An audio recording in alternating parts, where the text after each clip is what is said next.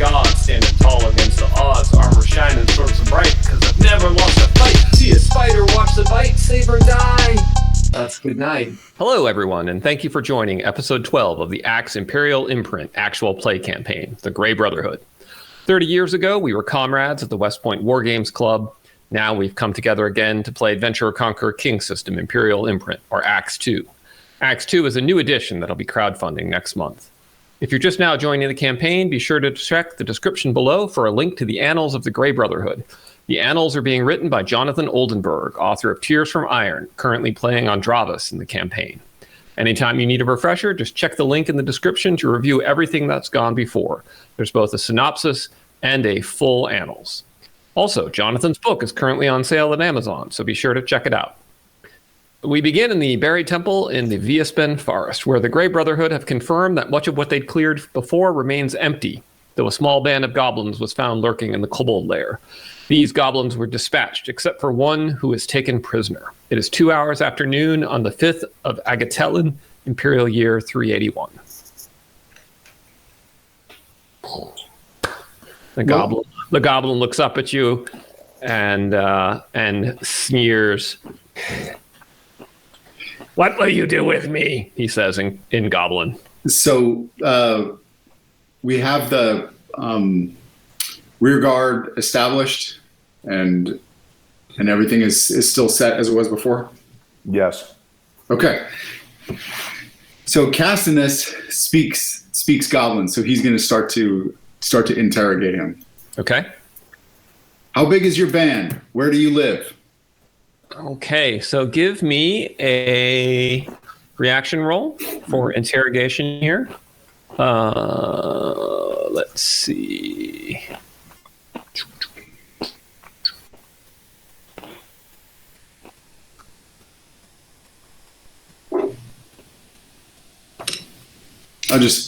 There's just 2d6.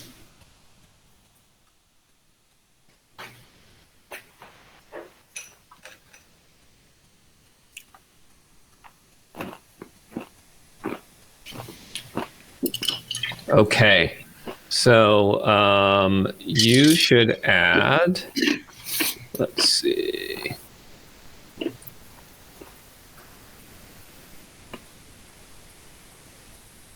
All right, so you guys outnumber this guy by 3 to 1 or more, brandishing weapons. Let's see, he's witnessed you kill everybody. He's in his own lair, 7. Yeah. Target is unfriendly, -2. Okay. All right. What did you roll? 8 with no modifiers. Okay. So the goblin says, I will tell you everything you want to know if you promise to swear my life, human. First, we will see what you can tell us. Then we will decide. All right. Repeat your question. How big is your band?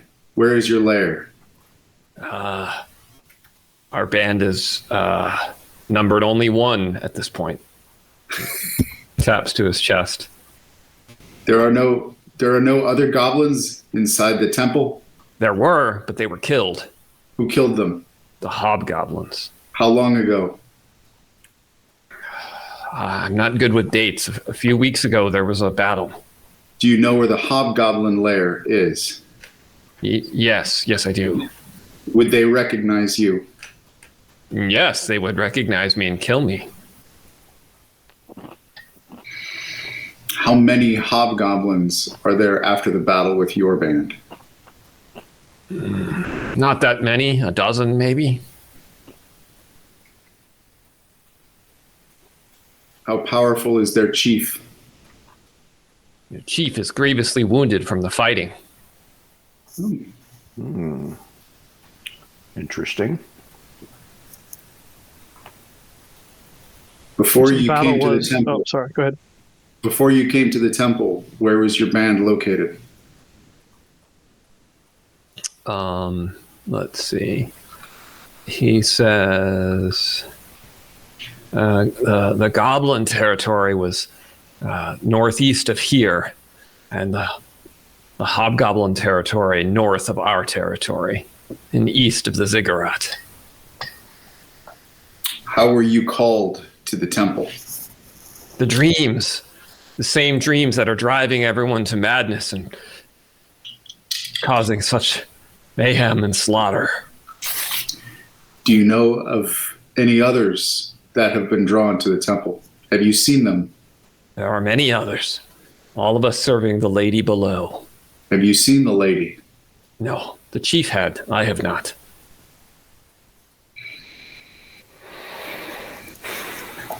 Okay, I think we'll put him over in a corner.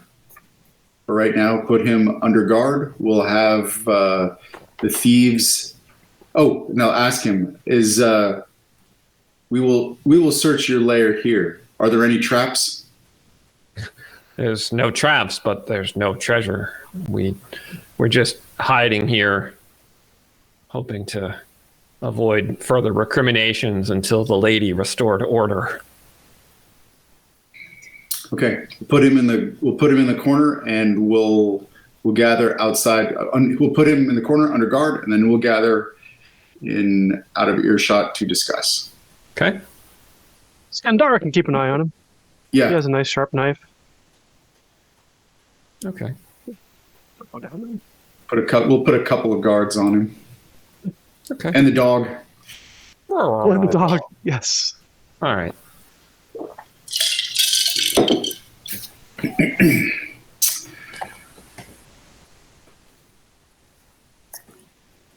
Well, we could use him as like a show us. So if what he's saying, I don't know. I mean, it could be truth, it could be not, but maybe we could push and use him to find the hobgoblins and take out that lair. What do you guys think? I have to say, for a beastman, I'm actually feeling a little bit bad for him, but only so far as one can for a beastman. Yeah.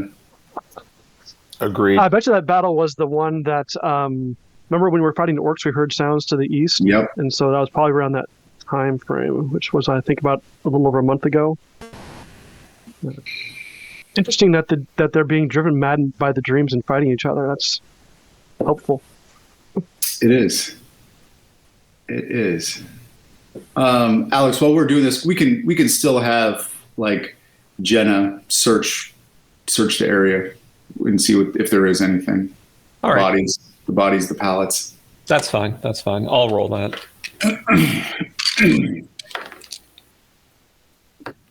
All right. So Jenna spends a turn patrolling through the area where the fight took place, doing a hasty search in each square. She doesn't find anything of value. Even their weapons are badly made and shoddy, and their clothing unkempt. They have no coin. They seem to have fled with nothing. Gotcha. Okay. I have another question for the goblin that I thought of. And it may or may not know, but I'm curious if anybody's leaving the temple. Since that glyph of, or what, I keep calling it the wrong thing in my own brain, that the rune, thing which exploded. Yeah. The rune, thank you. I keep thinking of it as a glyph. Since the rune of warding was put up there, that either means that the lady below, or whoever put it there, I'm assuming her, either trained the leaders or somebody in the keyword, to get past it, or the doors have been sealed since last time we left, and no one's come in at all. You know what? That's a really good point.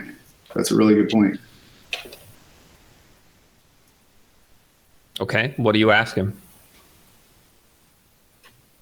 How are bands getting in and out of the temple? We tried to get out. Didn't go well. Big explosion. Then we were down to just 8. I think other tribes must have a magic way through, but I don't know for sure. Okay. What other tribes besides the hobgoblins? Oh, there's the gnolls. What do you know about them? They dwell down below. There's 2 tribes of gnolls. the Black Flag, the Black Fang, and the Red Eye. And then there's also the kobolds that dwell by the ziggurat in the service of Edimu the demonic. Have you seen Edimu? No, I have not been honored such. You know how many kobolds or gnolls there are? Many.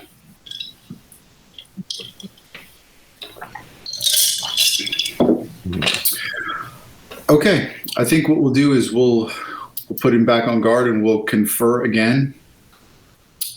So I think there's a couple of things that we can do is we can try to have him lead us to the hobgoblins and see if we can, and make an encounter with them and see if we can take them out. But I think that the question for right now is, we keep him a prisoner, is do we stay in this room tonight or try to clear, I think it's looking at Jonathan Andrevis's map. There's one room to the north, which was where there was that stone bench. And we could go and clear that room and stay up there. Because that'll also let Tirenius reset for spells. Benefit of that Are you one, talking about room number 9? I think it's room number 9. Yeah. the benefit of that Okay. one is there's a door. Right now we only have a curtain to the to the east. Whereas if we go back to where we fought the kobold chieftain, there's a door there we can actually close. Yeah. We might as well. Which might make us we might even as- better to hide. Yep. We'll take him as a prisoner and we'll go clear that room and set up in there for the night. That sounds like a good plan to me. Yeah. Okay. What do we know about the Lady Below's other defenses? Do we know if she has any other higher, more difficult to overcome than say some of the kobolds or anyone else? Does she have any personal retinue or anything? Yeah. We'll ask the goblin if she has any special guards, shock troops, etc. I have never been privileged to see the lady or to go to the caverns below. Have you heard of anybody besides gnolls, hobgoblins, Edimu, and the lady being in here? I have heard rumors of abominations, unclean things, even by the standards of beastmen. What kind of unclean things? The chief would not speak of it, but there was horror in his eyes.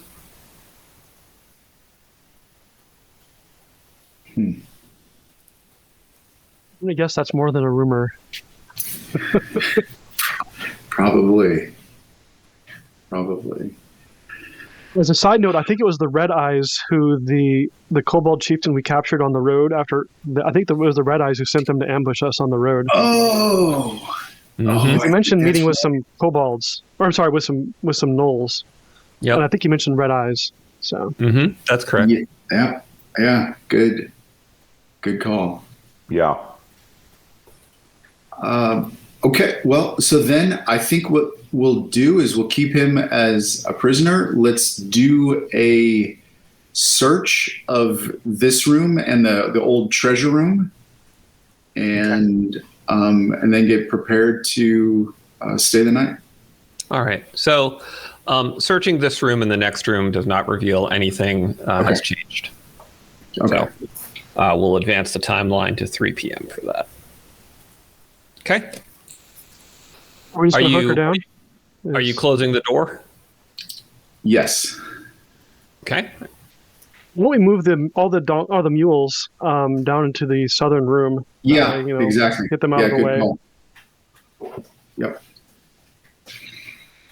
Okay. Maybe I don't know if it sounds like we're just hunkering down. So if we're hunkering down, maybe have whoever's awake be near that stone bench. Yeah, I think there was some. We could also bring some of the old crates? Wasn't there like just like old stuff in that old treasure room? We could like make it even a little bit bigger of a barricade. Yes, there were crates. I believe you guys took the crates. Oh, okay. But there is some other stuff that's still there. So also, weren't there some tables in like room 5 or 3? I think it was 3 was the gambling room, where there was some. So we can go back to 3 if we wanted to. And because that was where we found a bunch of coin for where we interrupted them while they were gambling. That's in right. The first battle. So yeah. We get some of those tables. There were some tapestries, and then there were a bunch of there were some rolls of red dyed cloth, bone fetishes, porcelain vase, and the rest is moldy food in bags. So you could basically make sandbags of moldy food if you want. Yeah, I think that's what we'll do. Is we'll just kind of use that to extend the barricade at that stone bench a little bit farther, so that it's got more cover facing the door. Yep. Okay. Very good.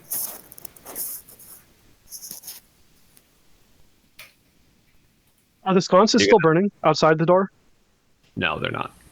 Okay. What kind of fuel do But they take? we could bring those inside and use those for light inside at night. You absolutely Good could idea. if you'd like. Yeah, we'll do that. Okay.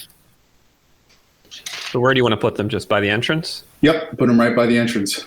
Okay. My thought is, why don't we not like we can light up the back room with where the mules or the donkeys are if we want to. I think that's probably the sleeping room. Have the party who is on, or the portion of people who are on watch, be behind the barricades, but not with the torch. So they're all in darkness, which means that if Skandara or Jenna are up, they can be hiding. Should we get off some sneak attacks? Yep. Good idea. And I could be as stealthy as I could be. And I mean, obviously, I think, I don't know whether they would see me or not, but maybe get an ambush off too. Should there be cause for that? All right. So,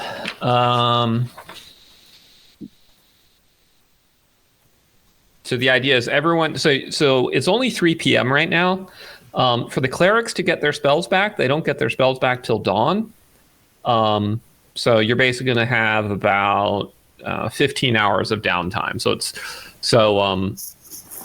You could have essentially 8 hours of sleep and then just kind of all be awake for 8 hours, or you could do 50% sleep instead of 1/3 sleep, or whatever you want to do.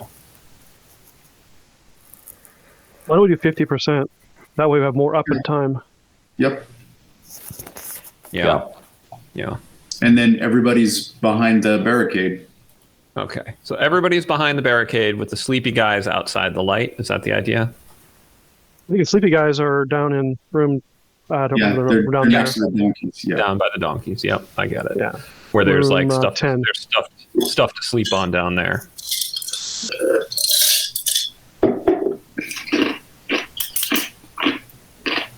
Okay.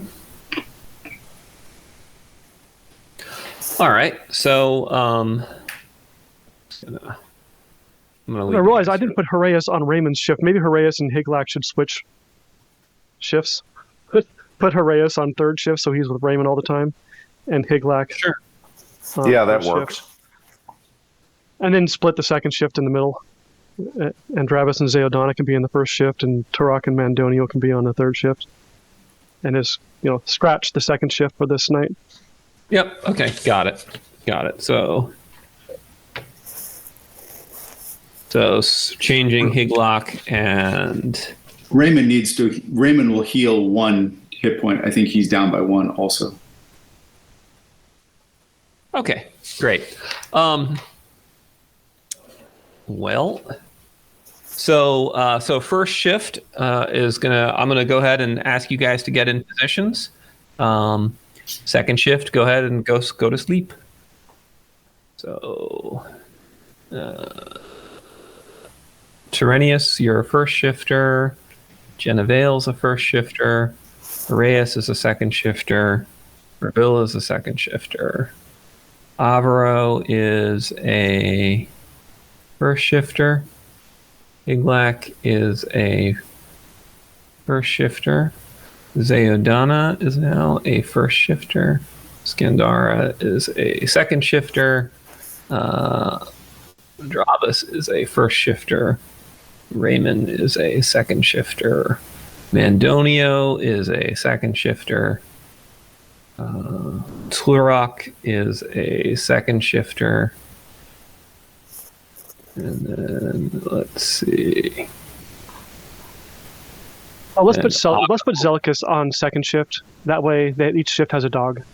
Yep. Okay, and Zelicus is on second shift.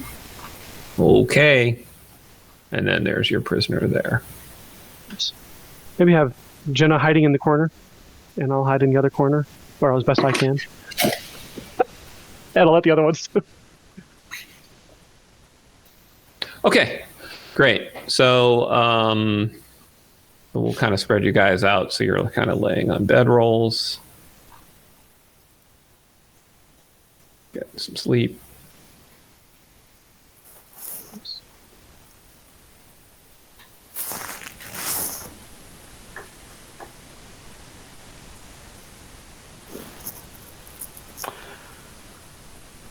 Quick question, Alex. Which way does the door swing?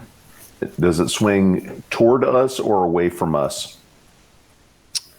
Let me think about that for a second. So the doors are always hinged such that they open into the room.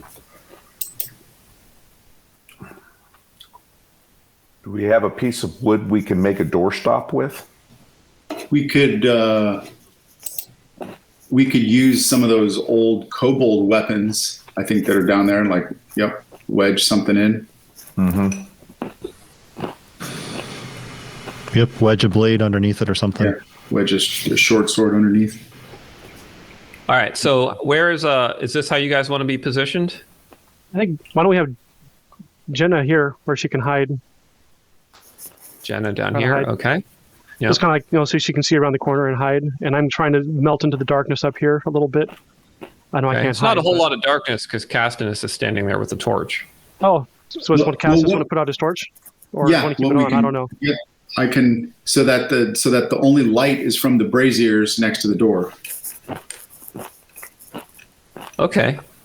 Hey, Glack, do you want to be up by the barricade or one of the sandbags or something? I'll be by the barricade here. Or Alex, what I could do is I could just put the hood down on the lantern.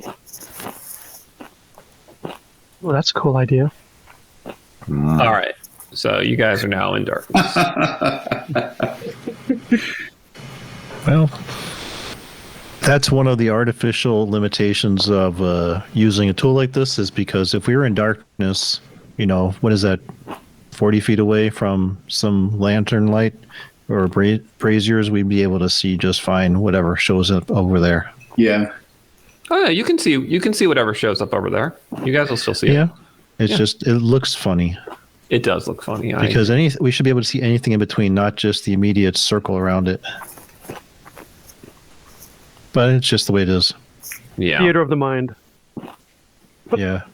I don't know if I have enough of that left. Right. Okay. You guys are all in position, so all is well, and time begins to tick forward.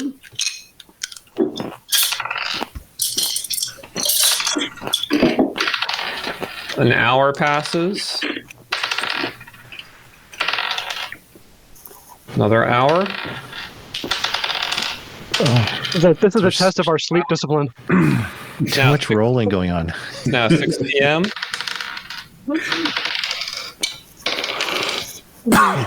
7 p.m.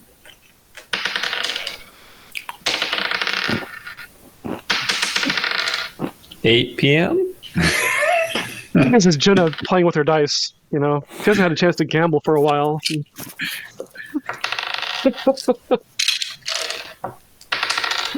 9 p.m.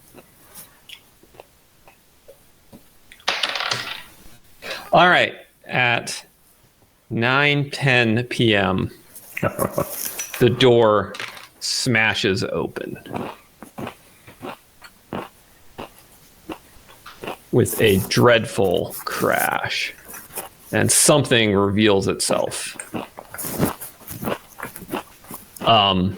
It's a huge-looking spider of some sort. It must weigh 800 pounds, and it has just burst in. Its antenna twitch, its mandibles snap, and you see it crushing a 2x4 log as if it was nothing to it. And antenna kind of going like this. And let's roll for surprise for you guys. So this thing is naturally stealthy, so you have a -2 to surprise. However, you from the do door have smashing open. I was going to say, I mean, It stealthily smashes the door. Well, we're seeing if you're surprised at the fact that a monster just burst through the door. All right. After 6 hours and 10 minutes of waiting, people's attention does tend to flag. So, all right. So you guys are at -2. However, Jonathan, you get +2, and the War Dog gets +2. So, today's going to be for everyone except Jonathan and the War Dog. You're surprised in a 1 to 4, and Jonathan and the War Dog are surprised in a 1 to 2. So go ahead and give me that roll, Castus. 1 roll for the party. Okay.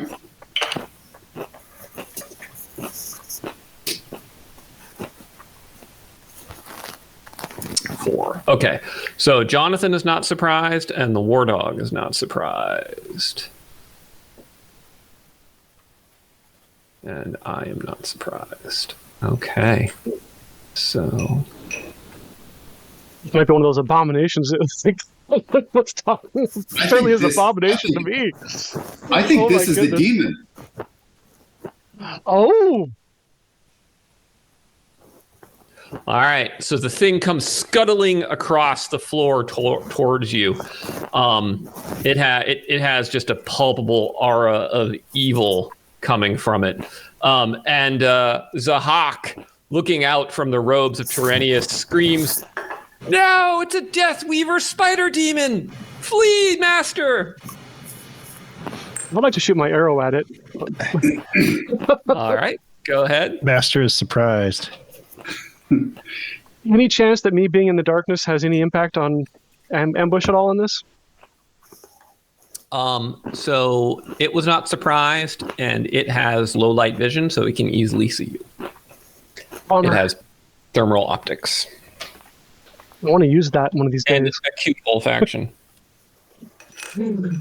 All right. So before we get too far into turn sequences, walk me through how surprise works in terms of readying a spell, because if I'm surprised right now, I assume I can't declare it at this exact moment? You'll declare it at the end of this round for next round. Okay.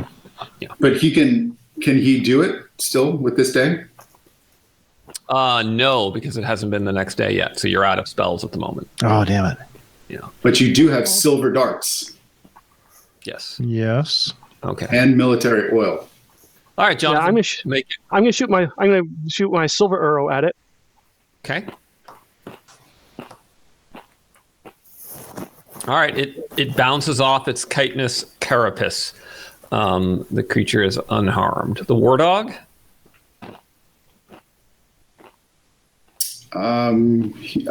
He'll charge and attack. Oh wow. oh no. Brave Okay, dog. make the attack with the War Dog. Come on, bird. Well, we'll find out something here.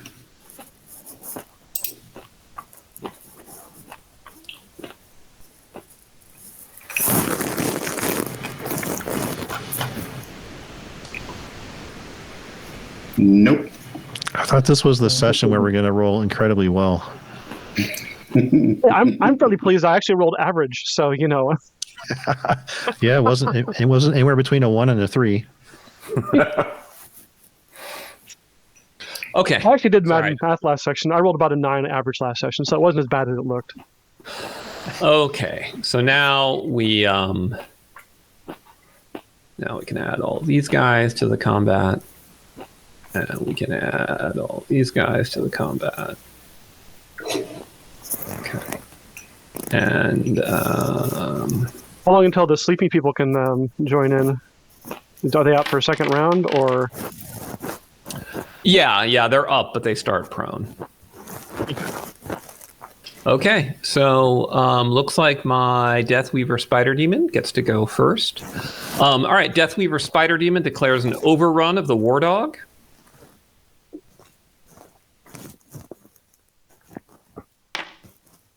Ooh. Easily overruns the War Dog. Now declares an overrun of Zeodana.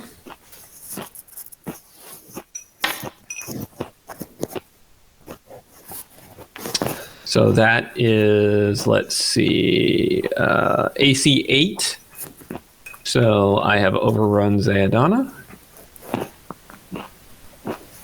Can you remind me, overrun? Does overrun basically they just are able to pass by without attacking? Is that essentially what's happening? That's correct. Am I Although understanding? Zeodana actually gets a paralysis saving throw. I forgot. And so did the dog. So I'll roll for the dog real quick.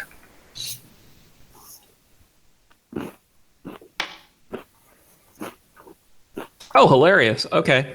So it actually is forced to attack the dog. The dog did not retreat. So did not retreat in the face of its overrun. So, This is really a good thing.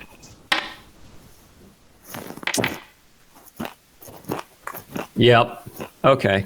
So you guys watch in horror as Dirge, the war dog, growls and refuses to get out of the way of this thing, and it just leans down with its huge mandibles and goes, and they sink into its flank, and it lifts up, and you see the back two rear legs of your dog fall down and shoot blood out of its hemi-corrupt-me, and then the forelegs and the head are spit out and collapse, and it gives one last piteous howl and then is dead.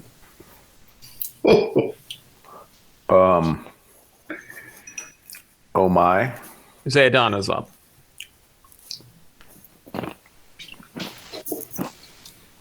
I'll do. Anybody else got dibs on Raymond and Zeodana? Go ahead. What'd you say? Go ahead. Okay.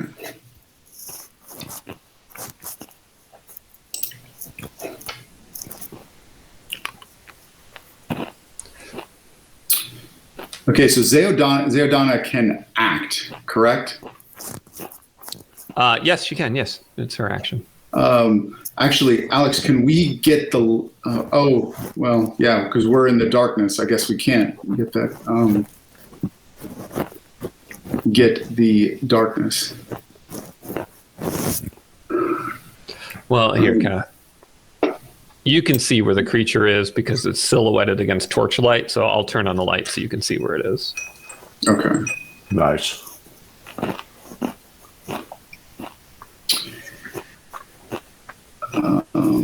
Zeodana is going to ready with her. It's already acted, correct? It's already acted. Yeah, she could. It looks as though she could attack it with the pole arm from where she's standing right here. That's correct. She could. Okay, then that's what she'll do.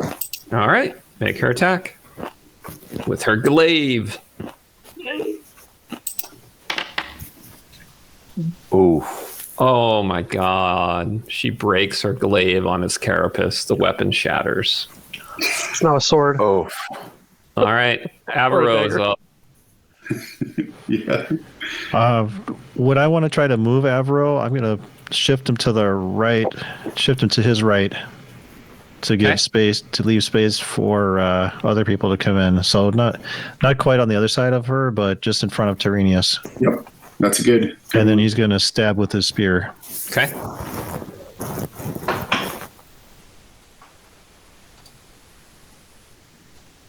Oh, There it is. Oh.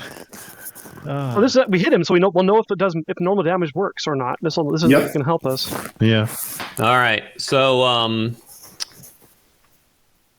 it does pierce the carapace, but barely, and a little bit of black ichor leaks out. Okay. Well, that's good. That's good news. Okay. Tiglac. All right. Seeing that normal damage seems to have actually no. This guy's a bad man Majamba. No. Stick with the plan. Higlak is going to nail it with his short bow. Okay.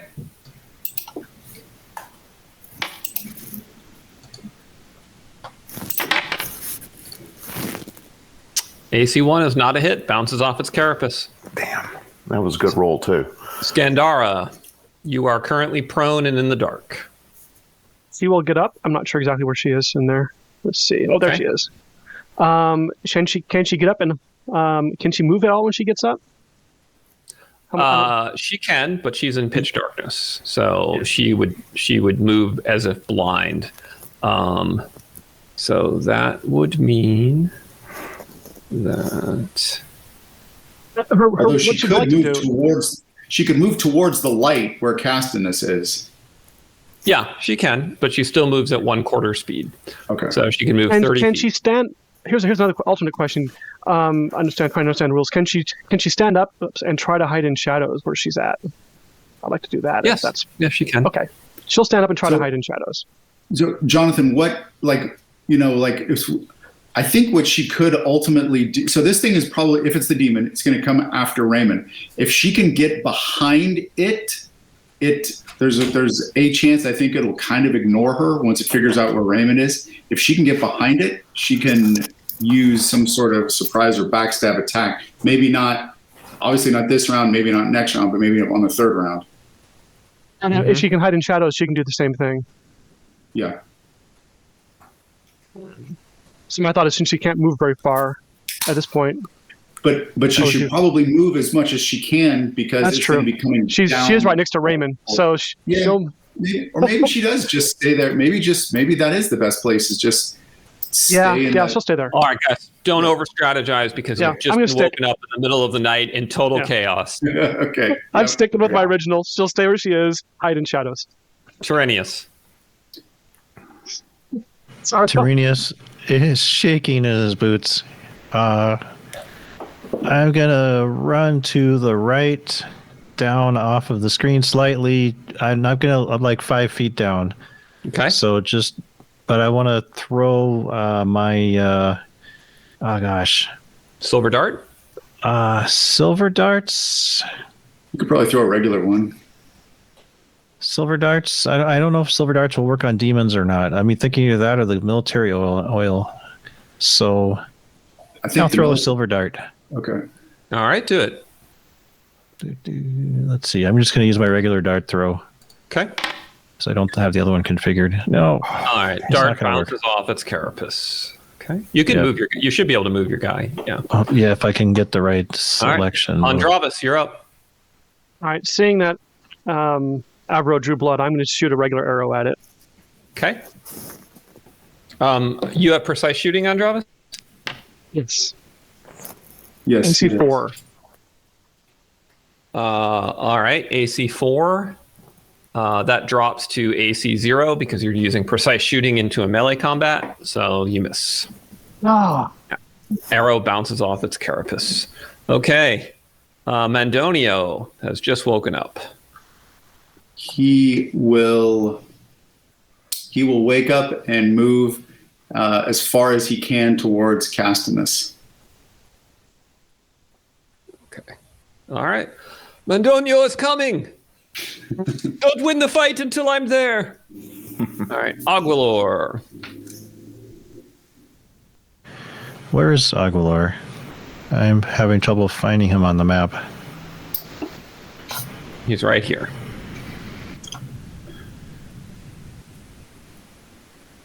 Okay, he's going to run. He's lying down still. He's also prone. Yep. All right, so I guess he's going to get up. Yep. So how far can I move at all? 20 feet. 20 feet, yeah. So he's going to run towards the fray as close as you can get. Okay. And from there, is that my... That's my whole action, yeah. Okay. All right, Castinus. For his move action, he's going to unhood lantern so that it's illuminated, and then he's going to light and throw military oil for his combat action. So lighting and throwing is actually two. Is that so? Yeah. So I can light it now and throw it next turn. That's right. Okay. That's right. Okay. Nice. The goblin will remove him from the combat. He's just okay. Ravilla.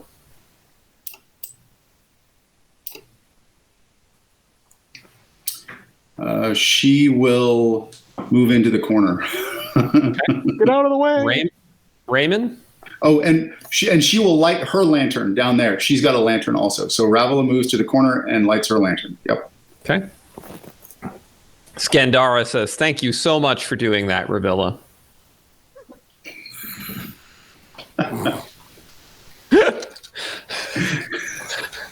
Wow. She's like,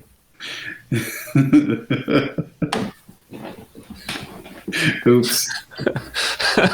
Raymond is up. He's just woken up. What's going on? By the gods.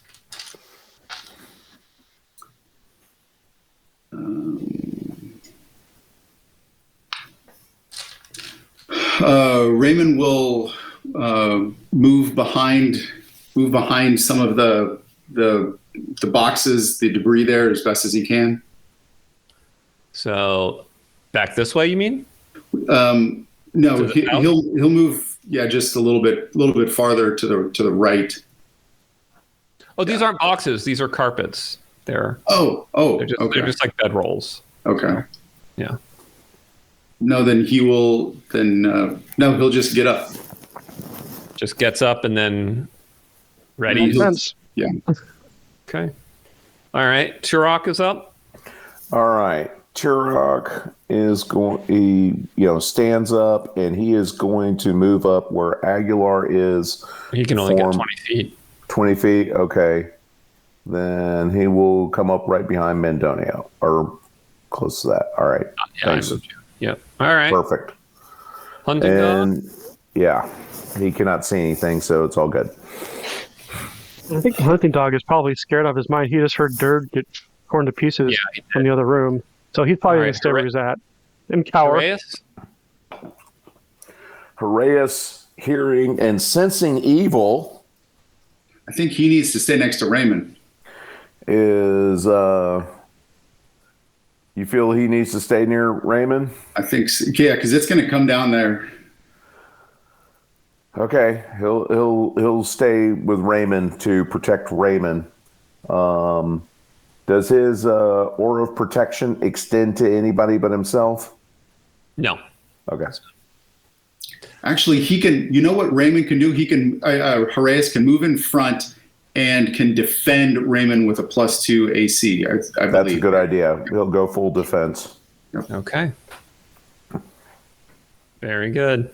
All right, so it's the next round, and the Deathweaver is up first.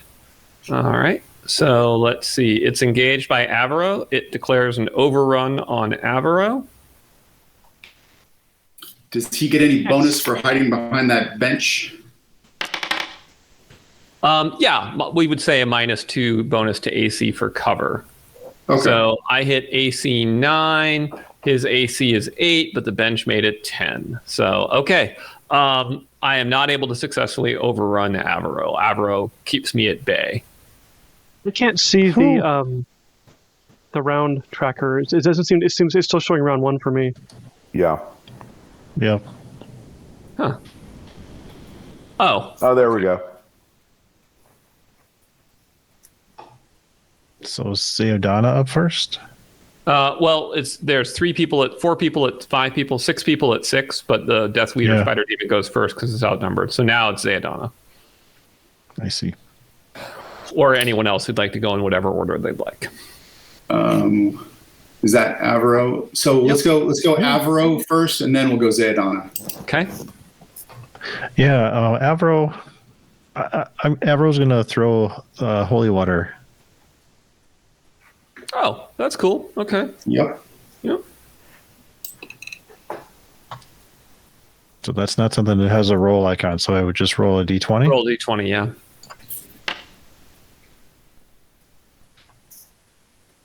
I'm just splashing it forward. Okay, so you splashed it with holy water. Let's see. It makes it save. Natural 20 makes the save, and holy water does not harm it. There's one evil demon. Yes, it is. Zayadana?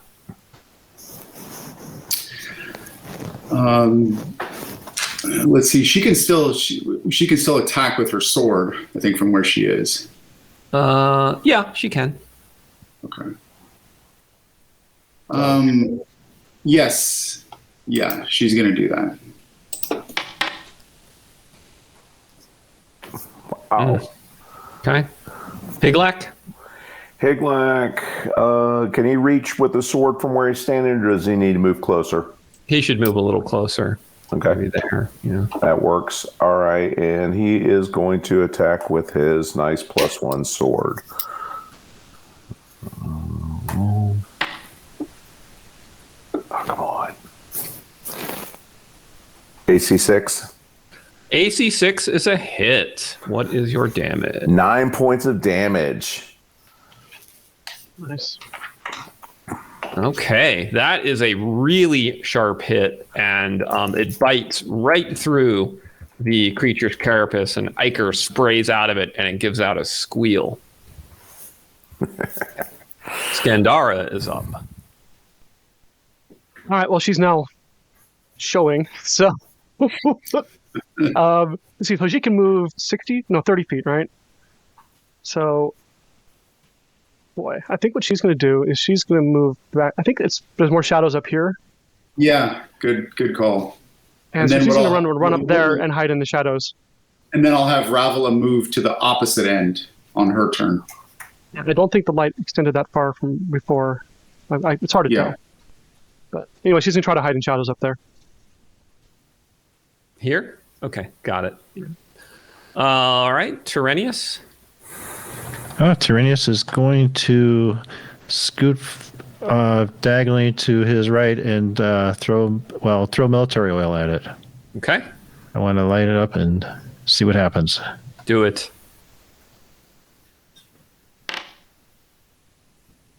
Ah. All right, so you missed with the oil, so you have to roll scatter. Roll scatter for clock direction, 1d12. With 12 is opposite you.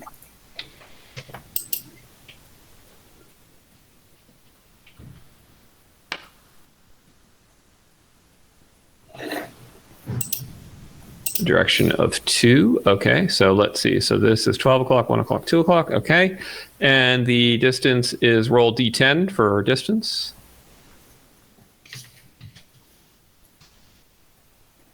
Nine feet. Okay, so the oil splashes down here. Oh. Only time we needed a low roll. Yeah. All right, Zahak says, Master, keep your distance. Any creature slain by a Death Weaver can never be restored to life. Oh, that's fun. Andravas is up. All right, I'm going to sidle step forward, so I'm not shooting through friends. Okay. Does that reduce my penalty? Shooting from the flank there, or do I still have the? No, I'm still shooting the melee, so I probably still have the -4, don't I? You're still shooting. Actually, if he moved to the far, would he get a +2 for a flank attack? Let us see. Because if the demon is engaged with those characters, he is engaging the target is not engaging him, he gains a +2 bonus to attack the target from its flank. That does not apply to missile attacks, melee attacks only. Okay. Well, in that case, let's see. Yeah, I'll just shoot. I need to make a note on that because I think in Domains at War you can use flank attack bonus with missile, and they're supposed to be the same. So I'm going to just make a note to update the rules, and Jonathan, you can go ahead and move to get the flank bonus.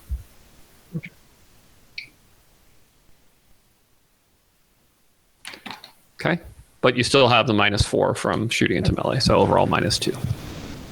I'm adding that in. I forgot last time. I'm adding that in this time. Oh. All right, Mandonio is up after your arrow bounces off the demon. Mandonio is going to move. Can you guys hear me? 30 feet. Yeah. Is that? Yeah, he'll go all the way up there, right behind Higlac. All right. Mandonio is here. The battle is. Is he readying? Or is Yes. He can. I think that took all of his move. Oh, okay. Yeah, he could go 20 feet and still ready. So he could go to there and still ready. Okay. Well, but yeah. Okay. He has a 60-foot move, right? And so combat speed would be 20 feet, and then he could ready. I'd prefer to get him all the way up, like right behind Andrevis, because I'm looking at the neck. Yeah, or as far as up behind Higlac too. Okay, he can get up there. That's fine. He just can't then be readied. Okay. Yeah, that's fine. All right, Castinus. I cannot throw into that melee. Is that correct? You can. There's just risk of splash.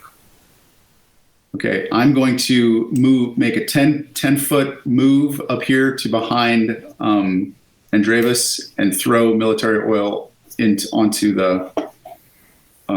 Try to throw it onto the demon. Okay. All right. So go ahead and do so. So you are at -4.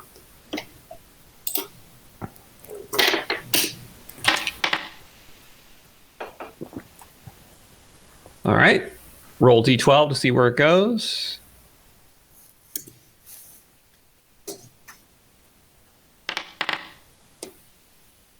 Two. Roll a d10. Well, it should be.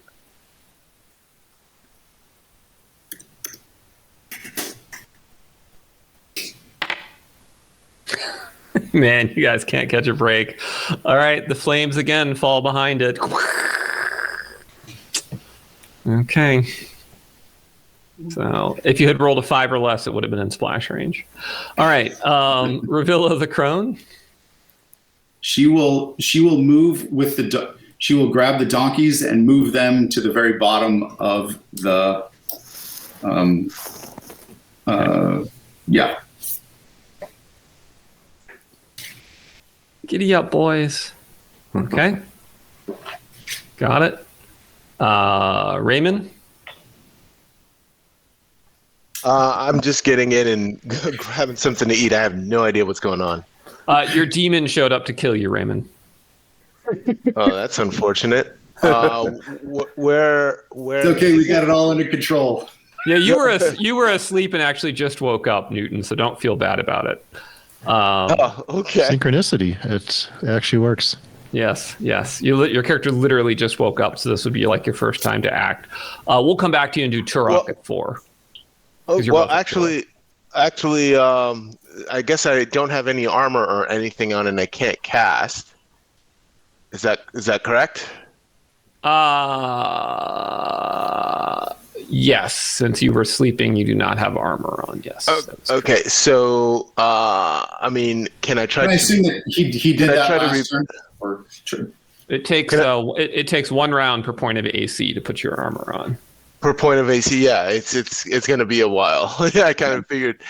So I will. It's a long shot, but I suppose it's the one thing I can do given my current status, and I will try to rebuke it. You're not in line of sight of it, so. Oh, I'm not. No. They're holding it away from you right now. You could start getting dressed, I guess. And put some armor on. Yeah. And actually, last round he had 1 point we never used. He stood up, and that was all he did. So I mean, theoretically, could we say he was putting armor on 1 point last round? Well, technically, putting on armor is a full round action, so he could not have done that while standing up. Okay. Oh, never mind. He could do that. He could do that now. Yes. So all right. I'll start that process then. Okay. You've got 1 point of armor. Hunting Dog and Haraeus. Hunting Now, Dog. don't forget about Turok. And Turok, yes. Okay. Hunting Dog kind of likes Skandara. He's going to run up with Skandara and hang out. Turok, what are you doing? Turok is going to move up to there and He should be able to window in between these two and nail this guy with his spear. Yes, he can. Okay. It's the glaive. He's just got a spear. Oh. So no, I bought him a glaive. Oh, you did? Yeah. So maybe I didn't update it on his sheet. Nope, it's on there. Polearm. Yep. Oh, okay, cool. Let me go to inventory real quick. Yes, let's roll that and not the spear. Especially because he's got strength 18. That thing can, if that hits, that can really. Oh, there it is. Yes! Oh, yes. That's a really good hit. Hurrah. Yeah.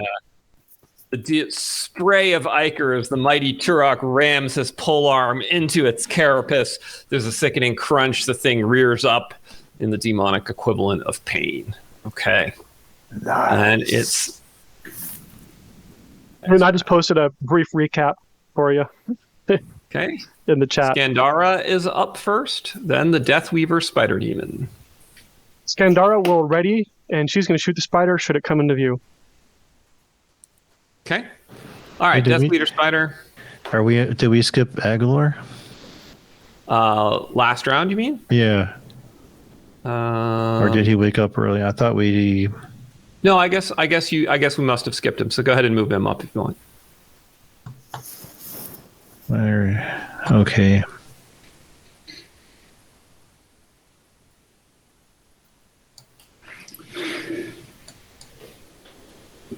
Can he get behind Ziadana and have reach to get in?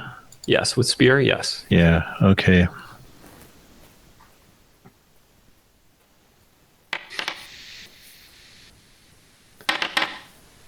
God.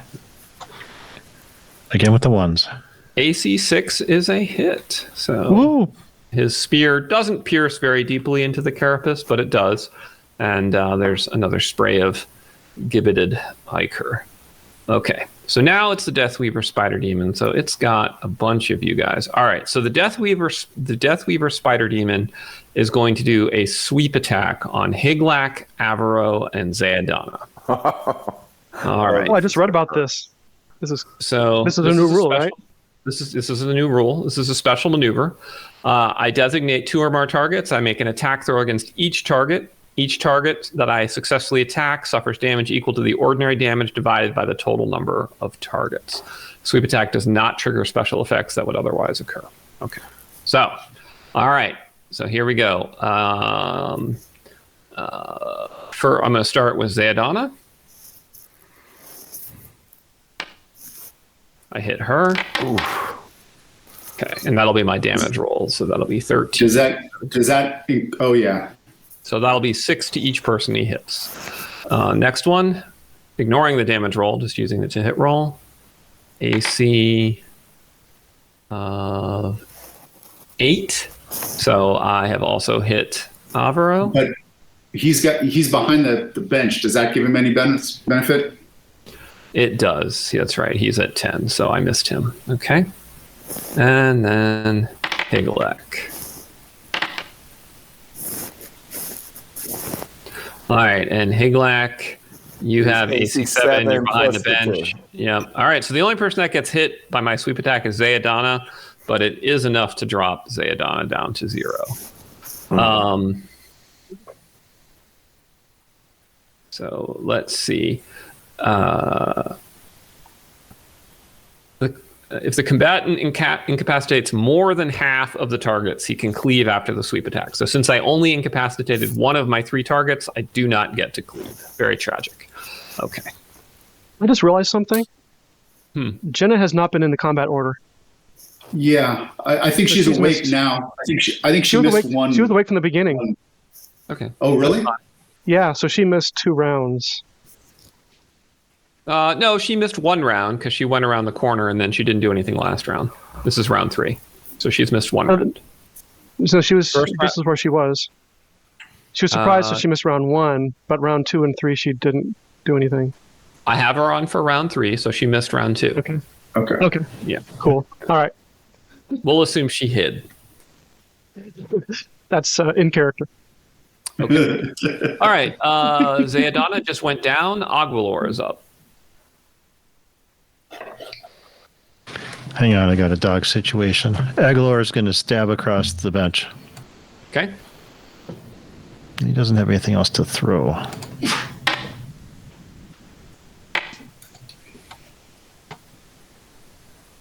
All right. Aguilar misses. Mandonio. Mandonio will.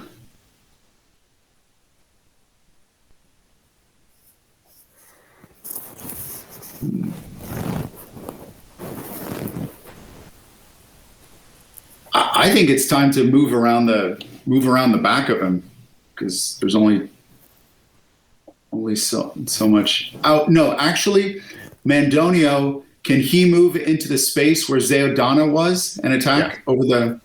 He can, yes. Okay.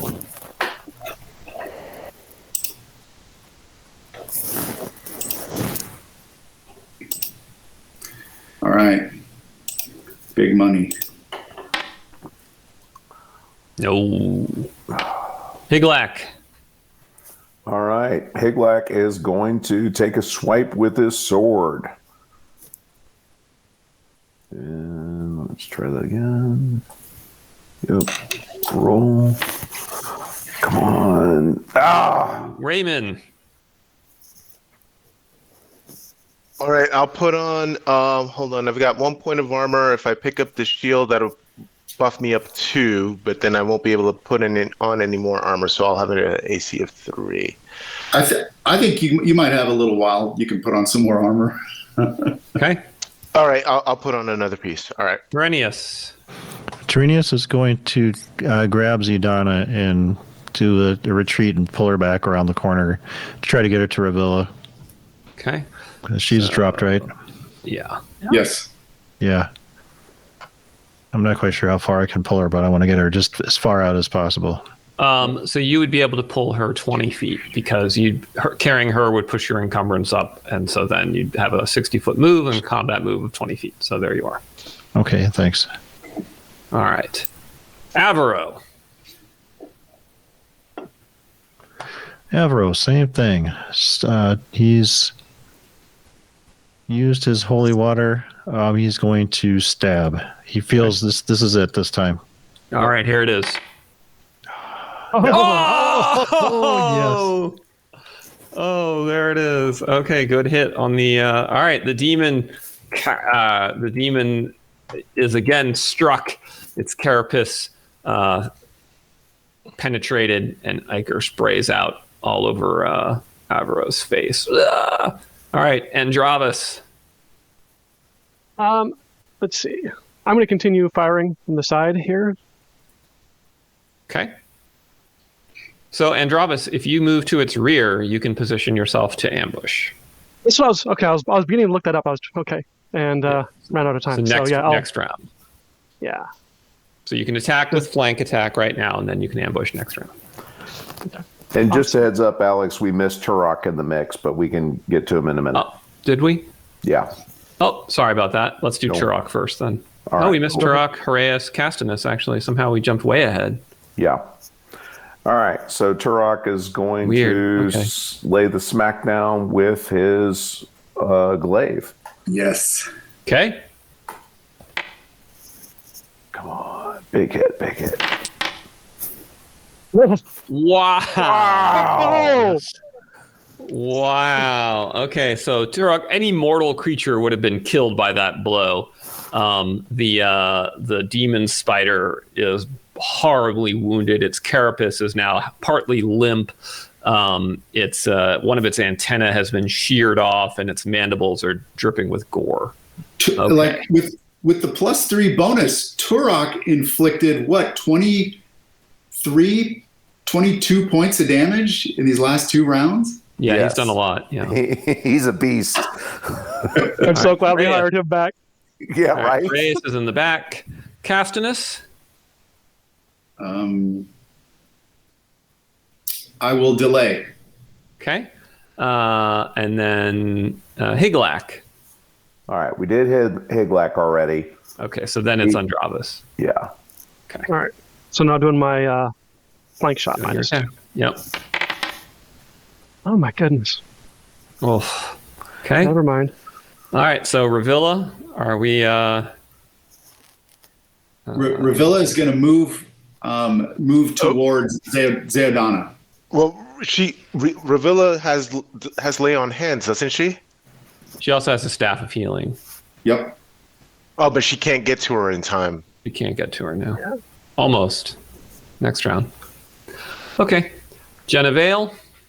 She's going to take a shot at the spider. Okay.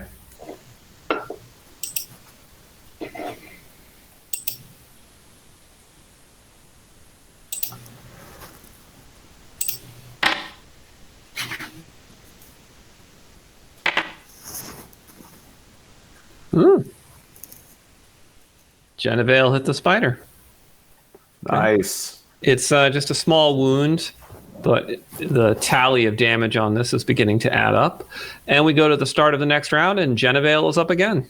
Okay. She will fire again.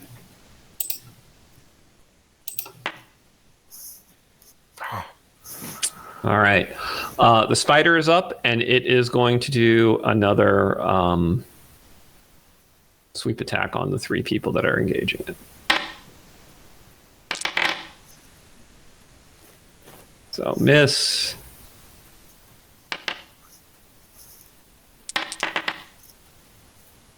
Miss. Clearly, its heavy injuries are taking a toll on its fighting prowess, and the fight is going out of it. Okay. Nice. Goes to Andravas Iskarian. Now, do I still have a Very -2 good. while I'm ambushing? Does that still apply? Okay, so now the situation is both the prior round and this round, you are outside of its line of sight. You are behind it, so you can ambush. So that would give you +4 to hit for ambush, -4 for precise shooting, so you're at a 0. And if you hit, you do an extra die of damage. Oh! Here we go. Oh, that's the D6? Yep. Okay. So your arrow goes whizzing out. Yep. Yeah. Your arrow goes whizzing out, and the creature is reared up for its attack, and you see your opportunity, and from behind, put an arrow directly into its head, and it melts into demonic ichor. Nice. All of this shot the for juice. for that one. Yes. All right, thanks, guys. All right, everyone, back to bed. Poor Dirk. Poor Dirk. It's like, we also gotta okay, see Raymond, start getting undressed. Well, I had faith in you guys. Thanks, Raymond. Yeah. So, Yep. All right. Well, that was good. Yeah, I mean, we need to do something. Oh, wait a minute. She's completely dead, isn't she? Well, she wasn't killed. She was just reduced to 0, so we have to find out where she is right now. Okay. Do we need some paladin action over here? Well, so we can. Ravilla's right there. Yeah, so There Ravilla are- uses her Staff of Healing. Okay. All right, so that gives a +1 to the bonus. Ravilla's healing proficiency gives +3, that's +4. Zeodana's hit dice gives +2, that's +6. She's exactly at 0 hit points, so that's an additional +5, 11, and it's within 1 round, so that makes it up to +13. And she has con 13, so +14. You honestly couldn't hope for better bonuses. So D20 +14. All right. Okay. Well, let's see. Let's also throw in one of the horsetail too. Get an additional +2. Well, she could either use Horsetail or she could use the staff. Oh, okay. Okay. You'd be better off. You'd be better off using the Horsetail, because that would actually bring you up to +15, because it's a +2 bonus. Yeah. Okay. Yep. All right. Roll it, Raymond. 21. 21 is still a really good roll. She's going to be fine. Okay. So roll a d6 for me.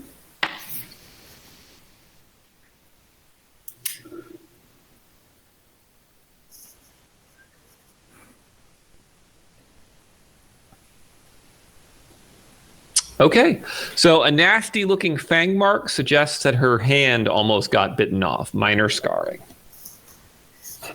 Minor scarring. All right. It didn't, not a Higlac level of almost getting your hand lopped off. That's right. Or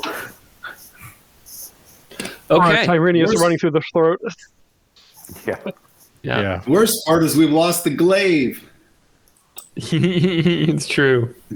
It's true. If we had Griffin here, we probably could ask him if he could fix the. I don't know how much work it is to fix a glaive to a new spear staff, but that's an interesting question. I don't know. It's one gold piece when we get back to town. Yeah, it's not a lot of work. Okay, so I guess, are you guys going back to bed? Well, we can should we heal Zidana back up to full, right? Let's see. She needs magical healing for 1 night of bed rest either way. So they didn't use the staff, horsetail, right. so you could now do. Yeah. Yep. All right. So give the staff D6 plus 1, Bravilla. Okay. D6 plus 1. Oh! Oh, sorry. I did it as a self-roll there. That sucks. You can reveal it to us, Newton. Just reveal it. Oh, how do I do that? Right-click. Reveal to everyone. There. There you go. Okay, so she's back at full. Feel good as new. The scar is cool. Yeah. Awesome. Sweet. Okay. All right, so back to sleep, everyone. I'll wrap up Durg in one of these blankets, and we can maybe put him on one of the mules to get him out of here. We don't want him to come. Well, I guess if he comes back to undeath, he'd be this half dog. But still, Can Tirenius see if there's any components of the spider that we can salvage? Yeah, absolutely. You can look at that. All right. Yeah, So- I wasn't sure if you were describing it like fading away to ectoplasm or if there's something left. So what's left is demonic ichor. Okay. And it is worth, by your estimate, 1,600 gold pieces. So we have only got 320 gold pieces worth of metamorphous storage. So can we just max that out? You can store more than that. It just has a chance of spoiling before you get to town. Would all of it spoil or just the excess? Just the excess. Excess. Well, let's Okay. try to store as much as we can. Yeah. So we'll yeah. Yeah, I was gonna ask: is it each metamphora can do 300, or Each one can do like 100 or so. So Newton, what we've got is I've got one that can store 120, and then two that store 100 each. So there's a total of 320. I see. Yeah. Yep. Yeah. I can buy bigger ones. Okay. Giving you guys some XP for that battle. I'm thinking it might be worth more than the punk brigands we fought that one time. Yeah. We got 4 XP for the entire session. Wow, that's a fair amount of XP. Yeah. I see you gave Griffin some XP. He probably shouldn't have gotten you. It's all right. Yeah. Nice. Yeah, that's some pretty good XP there. Yeah, it was a powerful creature. Okay, well, That worked out really well. I mean, I'm pleased with how that turned out. Good job Yes. holding the line, guys. Yes, it could have been a lot worse. all right. Well, let's take a momentary bio break for me to refresh my drink, and then we will resume on the morning of 6th Agilolin. So it is the morning. Nothing else assaults you in the night. And what I'm going to do is I'm going to lay down these cool new templates I made for us. You guys we Very can nice. use those to maneuver around. So there you guys are, and so we'll just move all the actual characters. I removed the glaive from Zeodana, but I had 2 extra spears in the party stash, so I'm going to move one of those. So I put the broken. Zeodana had a spear, yeah. So. Oh, well, I moved it to the party stash. Right. Yeah. Now it's back. There we go. Okay. All right. Where to, gentlemen? Are we clearing the orc area next, or are we going to the hobgoblins?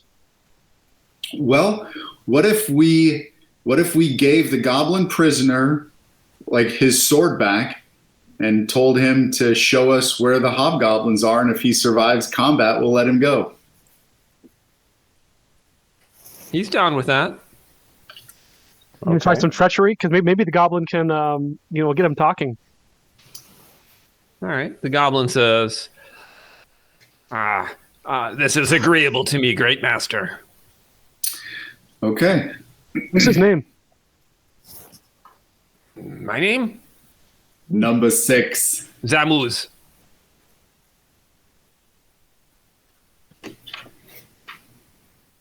All the Beastman tongues are degenerate versions of ancient Zaharan.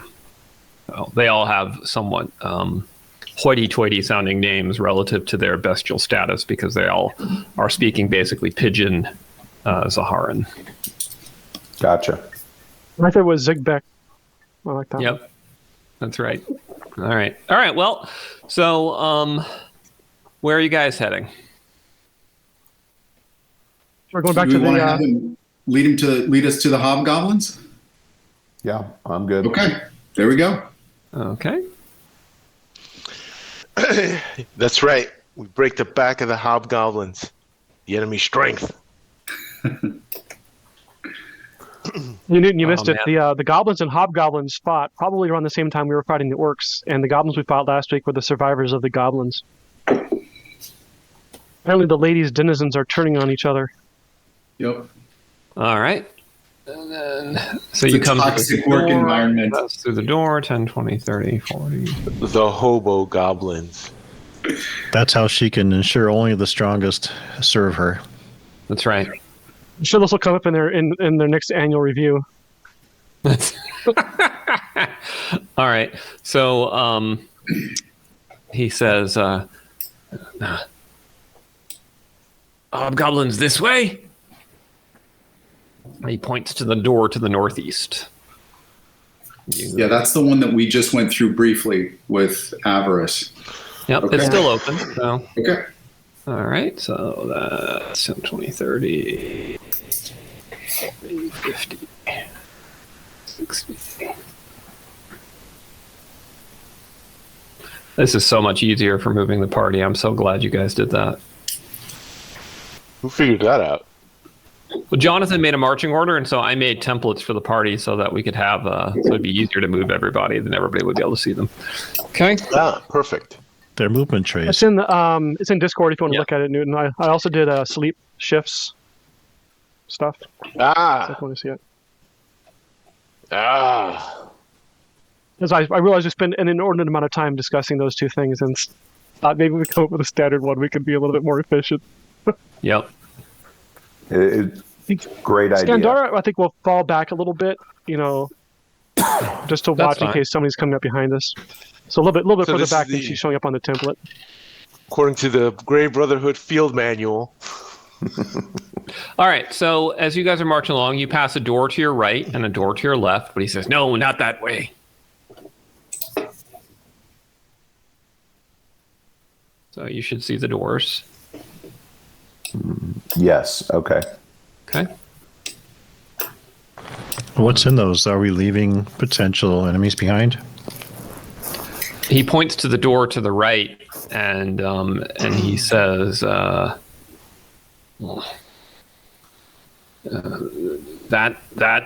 is where my people once lived. Why say not we go- anymore? Okay. I say we go in there. Anybody? The door to thoughts? the left. The door to the left, he says, Great Hall. It's the path to the ziggurat. I think we should check to the right first.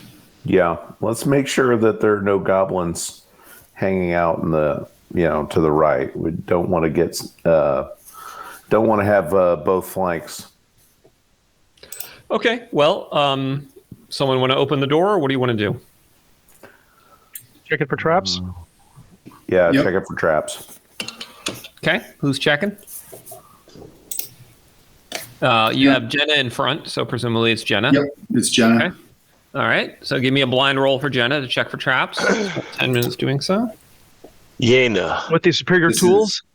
This is blind GM roll. +2, +4, so total of +6.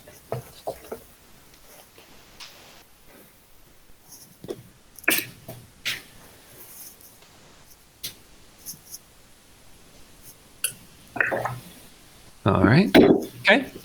She says, "There's no trap on the door, boss." Well, good, because the goblin is going to open it. All right. The goblin pushes the door open, and the door is opened up to reveal. You see brick walls marred by ancient sword scratches and cracked by mace blows. The floor is black with ancient blood stains. Is it like an arena? Or is this Goblin Fight Club? The Well, the ancient bloodstains. Yeah, ancient, not recent. Ancient. Okay. Well, these Zaharans sure like to sacrifice things, so probably. Fair.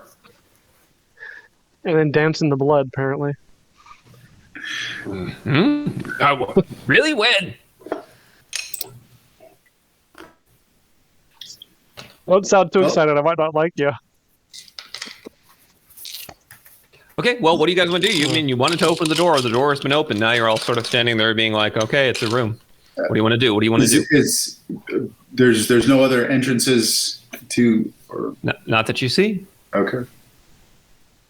Step inside and explore the area. It's an empty, otherwise unadorned room. You guys can only see the area you can see, so you don't know what else is in the room. You have not. You can't see anything, so...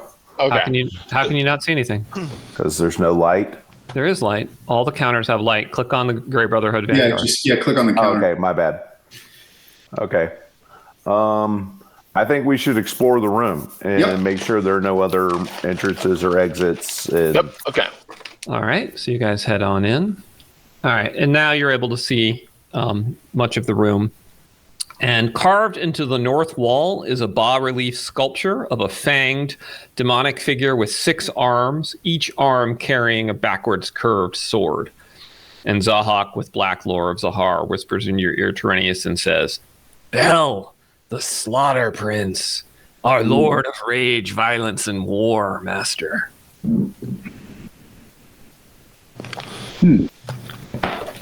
Let's move up and see what's around that corner. Okay. Looks to be a dead end. Oh, okay. However, the marring and battle damage and bloodstains continue throughout the entire area, suggesting it was perhaps an arena. Okay. Should we go back entire across area the that hall? the goblins hung out at? Wow. Must not Check have been the very many left. goblins. He says, no, our area was much larger than this. This was just one room. Okay, let's go back and check the other one across the hall. Okay, so you guys turn around and... Okay. Door shut right now. All right. We'll do. I'll do another. Jenna, check the door. Okay. She the daughter of a legionnaire or something? Why? Sure, the ancient battle of Jena. No. I almost said All right. Jada earlier. Okay. All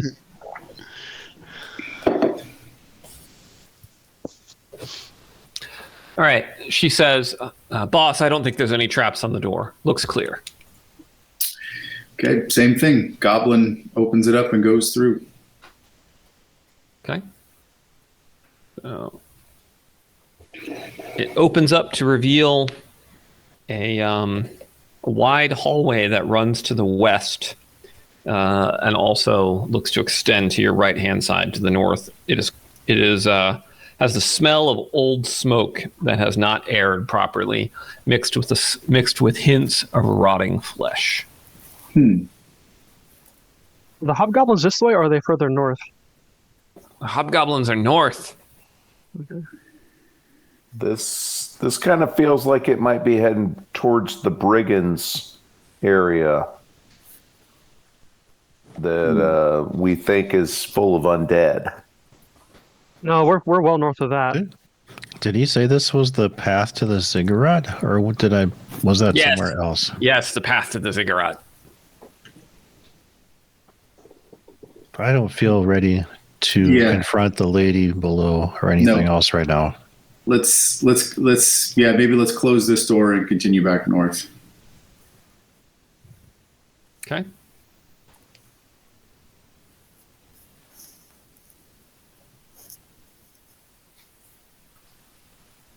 All right. He says, so as you guys get here, the goblin points to that door there to the north, and he says, the hobgoblins are that way. That's one of their guard chambers. What's down the hallway further? If you go east on the hallway, it will take you to more doors where my people once dwelled. Should we check that first? I feel like with our size, we'll probably if we move up and down the hall too much. Yeah, I'd say let's just go into the hobgoblin area now, clear them out, and then proceed east. See if we can do that. Okay, let's have Jenna. We'll have Jenna check the door. Okay. Should we move half of our rear guard to guard? Keep 2 back and 2 on the right pinged, in case we get flanked. Because it's possible the hobgoblins have moved into the goblin area as well. Also, there's only 12, not likely, but I don't know. Not sure who rolled a 2 or for what reason. That was for Jenna checking the door. Oh, okay. Sorry, got it. Okay. You just said Grey Brotherhood Vanguard, and I was confused. Okay. Jenna says she doesn't detect any traps.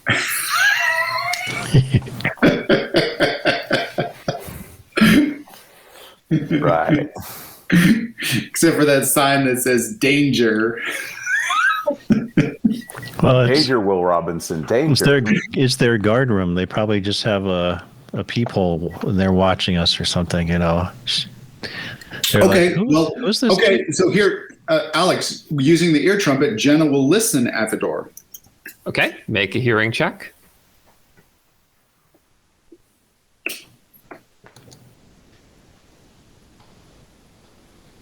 Okay. I added the +2 for the. Yeah, she does not hear anything. Okay. You know what we could do? We could pretend that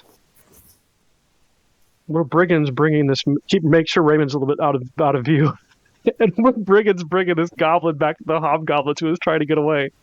Yeah, well, let's try some sort of subterfuge like that, and have the goblin open the door, and let's go through. Okay, so the goblin pushes the door open. All right, and so what we see is a once lavish vestibule. Looks to be perhaps 30 feet wide. You can see it extends at least some 30 feet deep. You can't make out the details of the walls. There are 4 hobgoblins keeping a wary eye on the door as it opens, and they say in Goblin to the goblin that has just entered. They say, "Oh, come to beg for mercy, little one?" And I tell the goblin, "No, we come to parley." So you speak You're speaking diplomatically. I can speak to the goblin in Goblin. And the hobgoblins in Goblin. Right, but the hobgoblin will hear you. He's right there. Oh, do they speak this? If they speak the same language, I'll speak directly to them. The hobgoblin is speaking in Goblin to the goblin. Oh, okay. So the hobgoblin said in Goblin to the goblin, have you come to beg for mercy, little one? Well, I say no with you. Okay, so you're responding to him and you're going to parlay. Okay, so and let's see. He thinks you're lawful. Okay.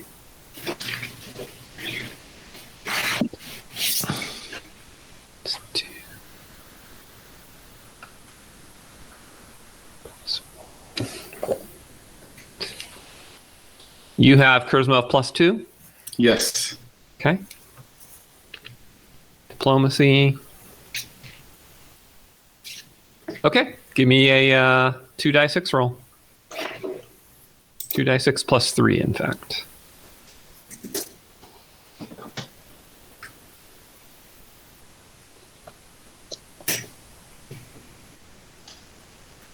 Okay. All right. So you got a 10, so indifferent, they say. What's there to parley about? We've already massacred his tribe. I say, listen to my offer. He touches his ear and says, I'm all ears. What's your offer? So I move into the room. Okay. With the goblin, and the rest can move in with me also, but not everybody. Let's say like the vanguard. Yep. Okay. So Castinus moves into the room, and your little goblin friend joins you. Okay. So not Raymond, but we can do like Andrevis, Higlak, probably Avro. I mean, you don't have that much room. Okay. Because you're going to get engaged. So you can get, basically, there you go. That's about it. That's ballsy, man.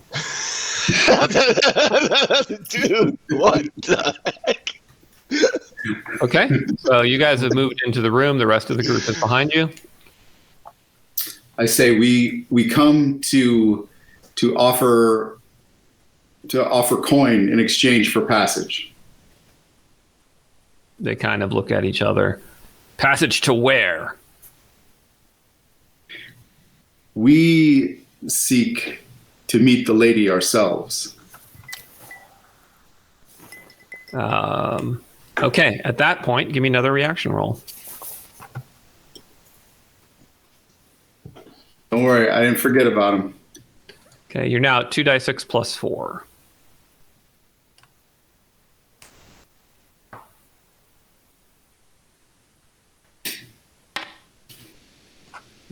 Okay. All right, so they're still indifferent. They say, well, what business you have with the lady below has nothing to do with us, but you've been misinformed. There's no passage to her here. Where is the passage? The ziggurat.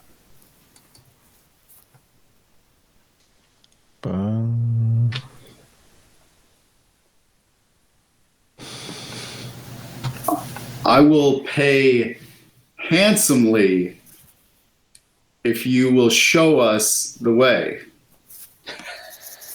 All right, so handsome was your treacherous code word. So, what is it? Oh. So all of the enemies, anytime a venturer uses bribery. Okay, so we need to see if you got it up to friendly. So go ahead and give me one last reaction roll there. Okay. Here, 2d6 +4. Well, it is really handsomely our code word. I remember we had a code word. Say again? I just typed them in the chat for you. Yeah. Oh, it was in the chat. Okay. Let me. I just put it in there. It's been in Discord. Get ready. Okay. Is it 2d6 plus 2 or plus 4 for this one? Plus 4. All right. All right. So they still are wary and haven't really dropped their guard to where treachery will work yet. So they say, nah, it's not interesting. We've got our job. We got plenty of gold that we took from them gobos anyway.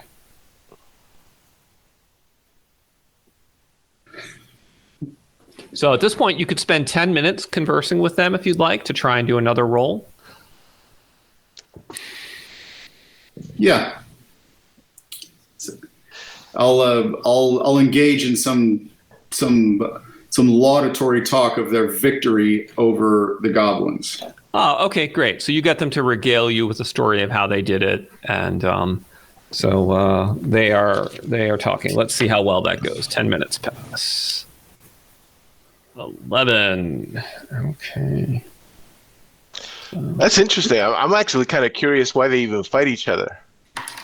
So the goblin says, it was the chief's idea. He said he saw it in a dream, a blood-soaked dream of glory.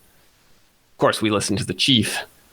Now, everything that was theirs is ours. We took it from them and they dine in hell. All right. They still seem kind of wary of you, however. So it would now take an hour of dialogue with these guys if you want to try and make another reaction roll.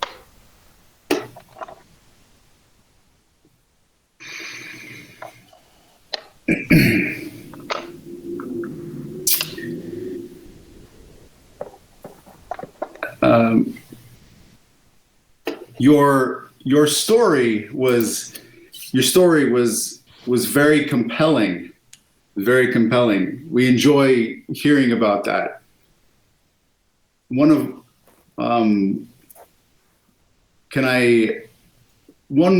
our fighters was also involved in a battle against the goblin.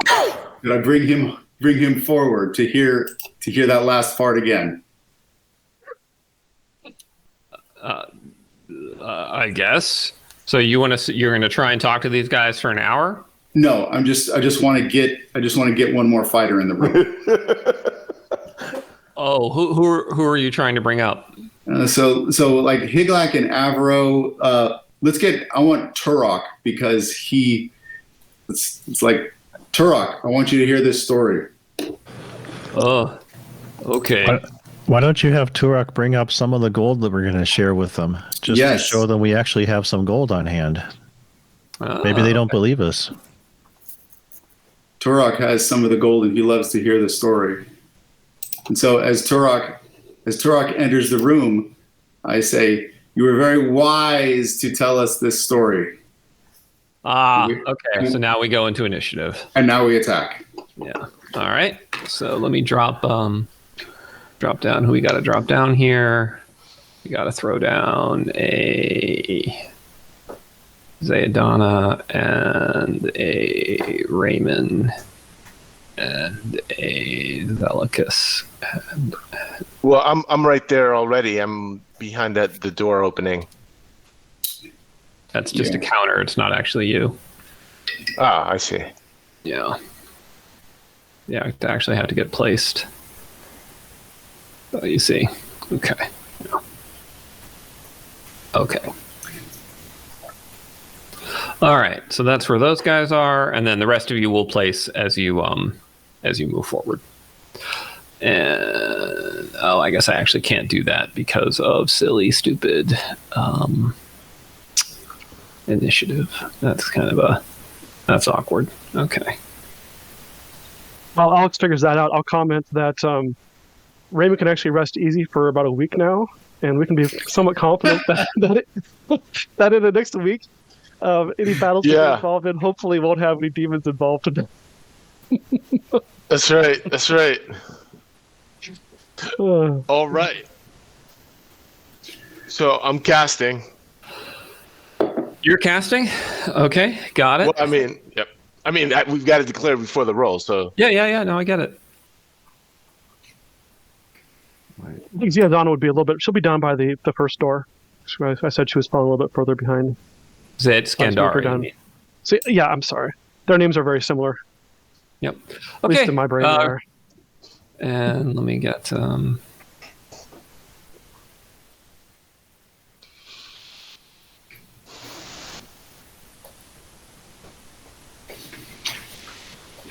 Okay, Ravilla the Crone somehow is first. The wisdom of age. Delay. Okay. All right. Andravis Iskarian. So did we get surprised, or did we? Nope, because you guys didn't get them to friendly. So Yeah. Okay. I'm just gonna put an arrow. I'm at that significant -4. I'll shoot at the probably the one in front of the goblin. Actually, I'll shoot at the one in front of Cassius. okay. Ooh. Oh! There it is. There it is. Finally. Okay. All right. So the Hobgoblin warrior is badly wounded by your attack. Staggers backward, clutching his shoulder where your arrow is quivering. Okay. Higlak. All right, Higlak. Take it away. Is going to step up Okay. to here, and he is going to attack the center right hobgoblin. Yep, that's the one. The one that was just wounded. Okay. Yep. Oh, good call. Because he's right in front of you, and I don't want him nailing you, and that should... Well, if you get him, you get a cleave, too. Oh, Damn it. missed. Okay. The goblin is up, and he is going to make a morale check here. See what he does. 6. All right. So he is not willing to take risks for either side, so he is just cowering. Okay. Zayadana? She's got a spear, so she will step into the breach here, into that gap, and she's not that. I moved her and you moved her. Okay, sorry. And she will spear the just spear the one right in front of you. injured guy. Yep. Say again? Yep.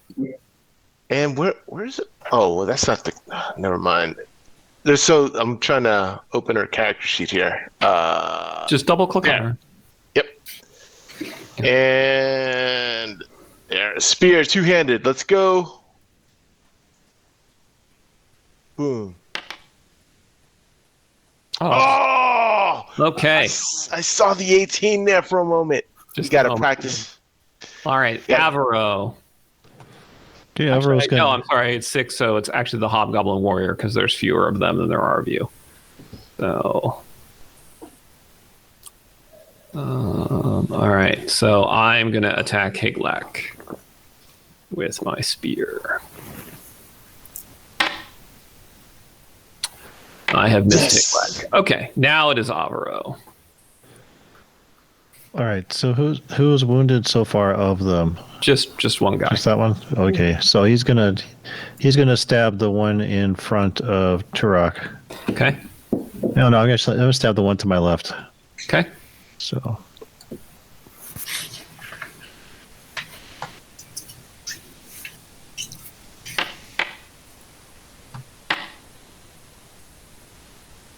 AC2 is not enough to hit a Hobgoblin. Goblin absorbs the blow on his shield. Okay. Tirenius? Tirenius is going to delay his action.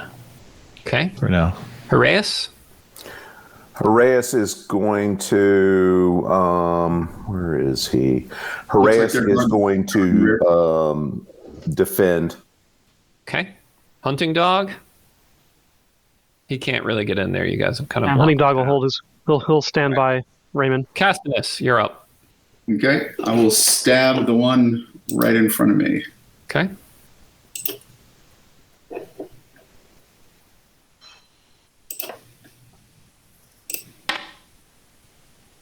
That's a hit. Oh! There we go. Okay. So Castinus with his gladius shoves it into its belly, and the hobgoblin spews blood out of its mouth and gurgles and dies. So Castinus, you're now 2nd level, so you're able to get a cleave. So go ahead and cleave.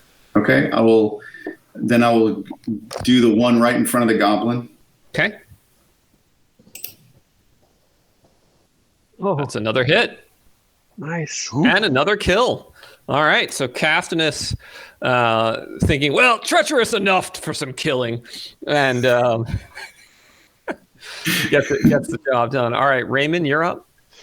Holy Circle goes off, so it should from where I'm at, 10 feet should catch Castinus, basically everybody in the front rank. It's a 10-foot radius. Yep. All right.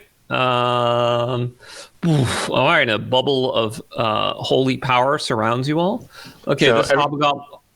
Everybody's AC is increased by 1, and your saves are increased by 1. Nice.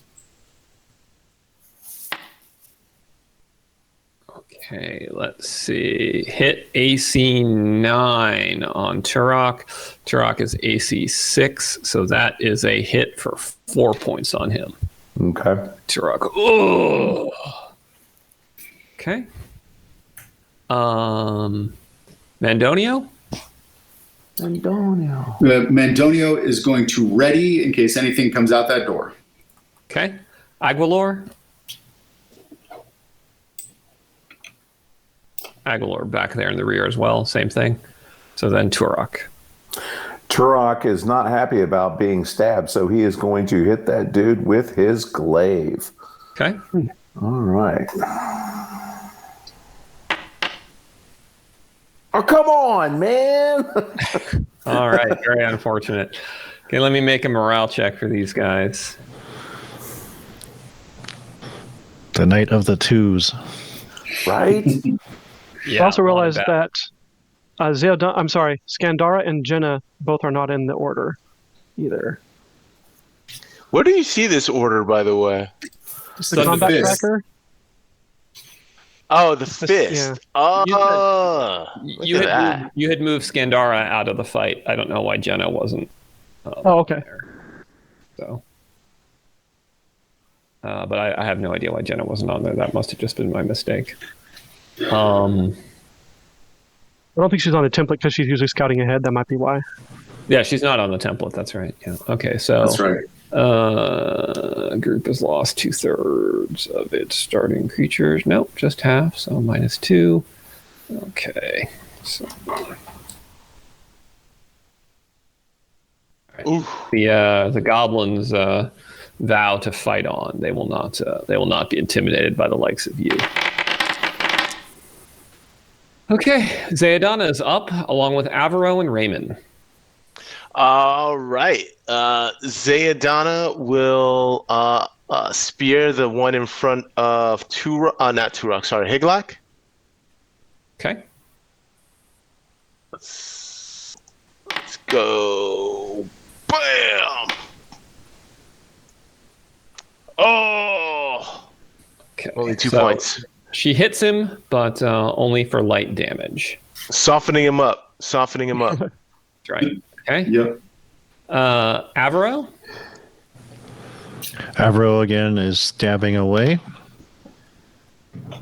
Now we're getting some hits. Ooh, yeah. All right. Avaro finishes off the hobgoblin on his left. He can cleave, but he has nobody he can cleave onto, so he goes to ready.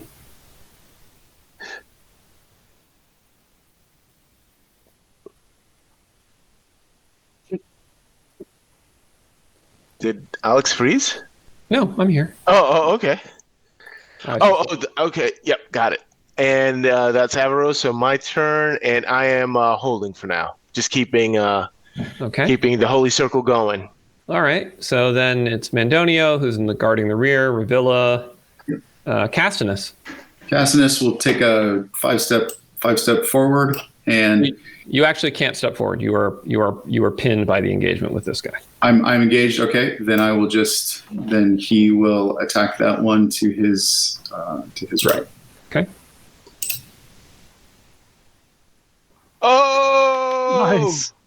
Wow, there it is. All right. And he drops. Okay. All 4 hobgoblins have fallen dead before you.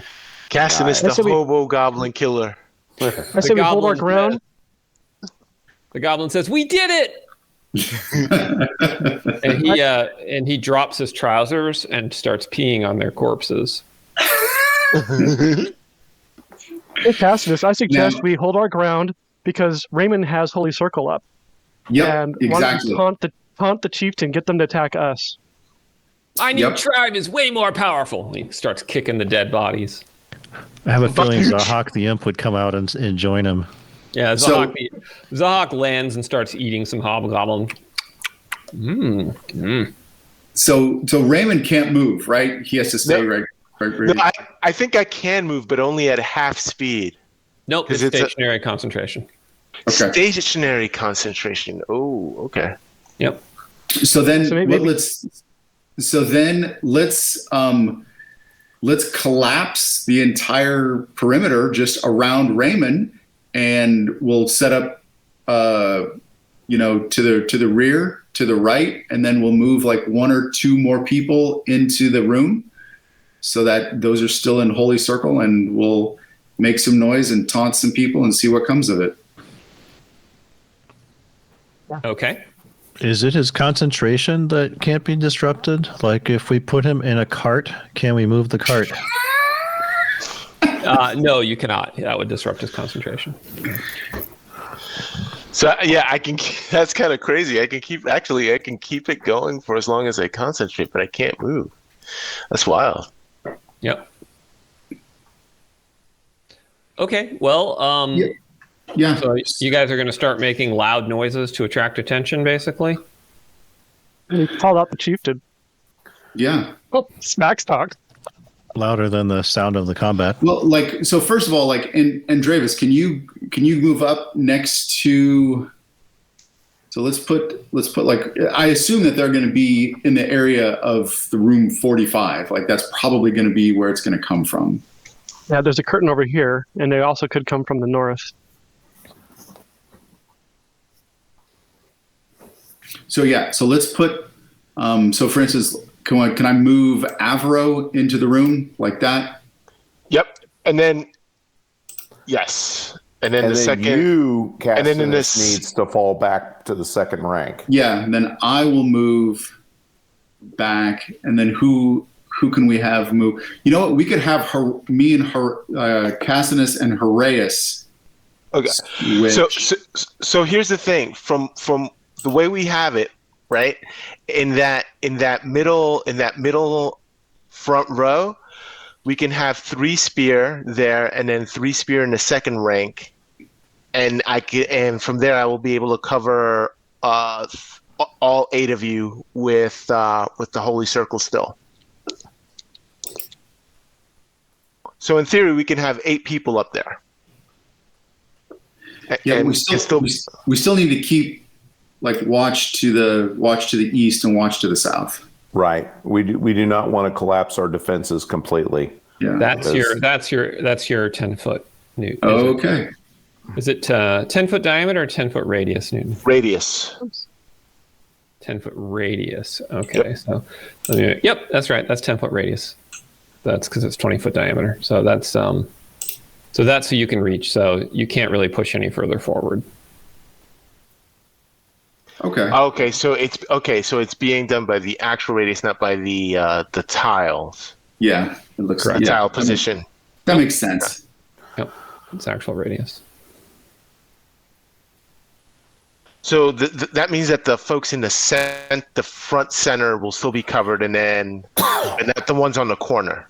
That means if we move them back, for instance, if we move Zedana back, I'm just going to move Castinus back here for right now because we'll just get out of there. And so then if we leave like that and that, we'll move the goblin. And let's go ahead and move. Let's move Turok back because he's using the glaive, and let's put Avro up front because he's using a shield. Okay.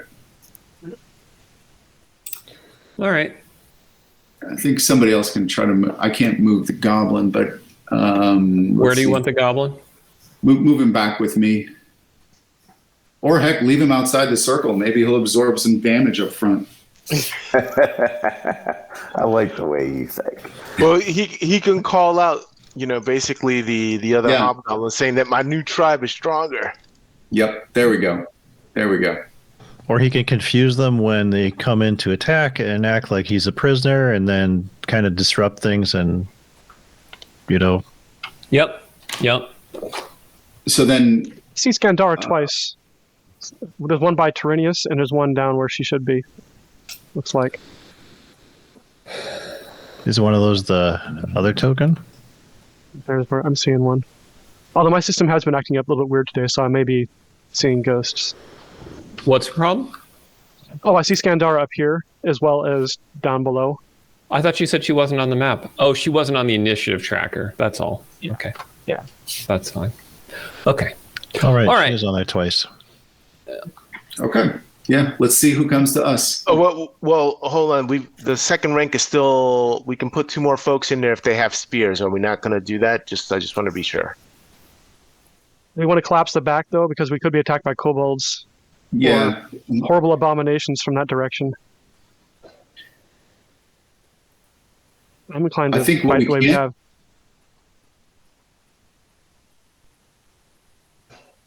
Yeah, anything could come out of that ziggurat entrance. And he can shoot out. Yep.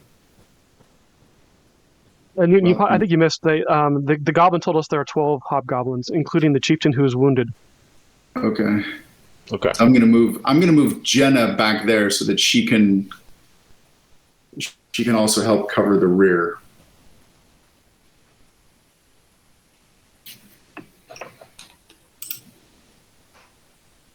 Okay. I think we're good. Okay. All right. So let's see. Castinus is going to light a military oil and have it ready. Should we toss a torch down at the far end of the room also, so we can see down there? To the right? No, up here. Oh, yeah. Okay. Yeah, I'll light a torch. Yep. Light a torch and toss it in.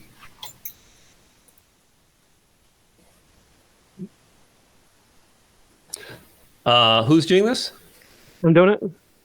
All right. Make a D20 attack throw for me there. No, very good one.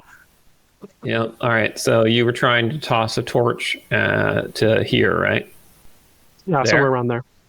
Okay. I'll go where you clicked. All right. Roll for scatter.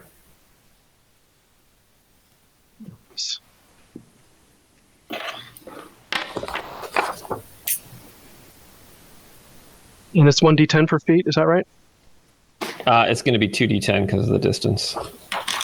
So 11 o'clock is going to be off to the 13 feet. So it will be approximately there. Okay. Probably actually better than I marked it anyway. All right. Oh, there we are. Ruh-roh. Okay. So your sudden throw of torchlight reveals a formation of hobgoblin warriors has formed up in a phalanx in front of you, but they seem to be waiting for something. One of them snarls and says in Hobgoblin something. I don't know if anyone speaks Hobgoblin. I don't think so. We don't speak hobo. Okay. All right. At that moment,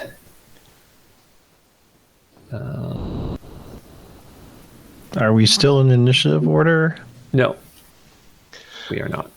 Well, we have range, and I don't know if they do, but we could start We're not in combat right now. Okay. If we're just facing off, You guys- I'm happy to initiate. Yeah, I mean, if you guys want to start, but someone has just appeared, pushed through the curtains. Oh, the curtains, you say? Yeah, On the so right? Yeah, you should see them, guys. Yeah. Oh, you can't see them. Actually, you cannot see them because of torchlight. Okay, so they're going to continue to advance because they want you to be able to see them. And so...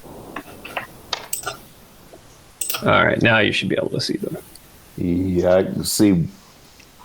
Yeah, I can see 2 of them. Yep, that's how many there are. Okay, and the The one in the front raises up his hands and says, I see you killed the weak members of my tribe in crude common. You've done me a service.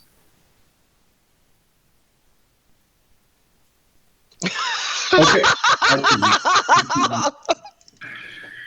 I'll move forward right next to Zeodana. Okay. And say, we would speak with the chief. The chief is indisposed, but I am his witch doctor and speak for him. And the guy next to him says, that's right, the chief is indisposed. What is your offer? He says, there is a room of treasure nearby.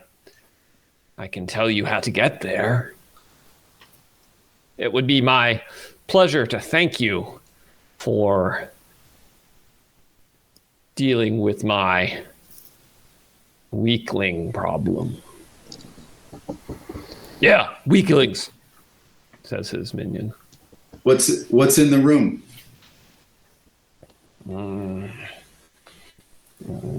Treasure. What is it?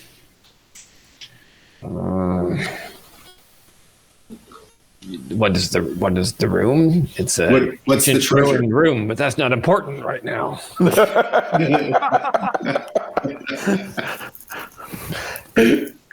What is the treasure? He says, I have seen golden dishes, silver goblets, necklaces of white pearls, many things of value there.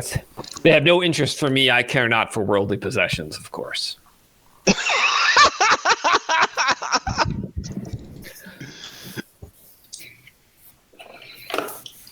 He says, it's right this way. Let them through.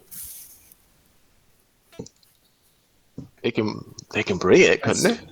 I ask him, what of your warriors to the north? They will grant you passage. Don't worry about them. How many are there? Oh, we have hundreds. Well, we have a lot going on. Be on your way. Treasure's that way. Where is he pointing? I can't tell. Is he pointing past the north? He's pointing to the north, yeah. Okay. I think... So these guys will advance into the room. I whisper to Cassinus, should we taunt them? I think it's about time for some handsome kinds of conversations going on. It's like I propose a trade. Oh, a trade. What is the trade?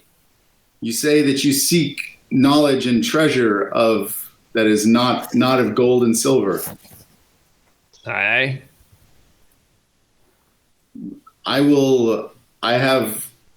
We have encountered items that you may be interested in. If you will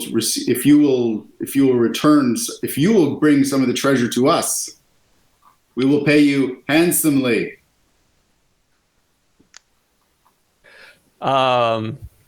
He says, no, we don't leave our portion of the lair strictly upon the lady's orders, but you are of course welcome to go there. We wouldn't want to anger the lady, would we? We come here to seek her favor also. Give me a reaction roll. Straight 2d6. Yep.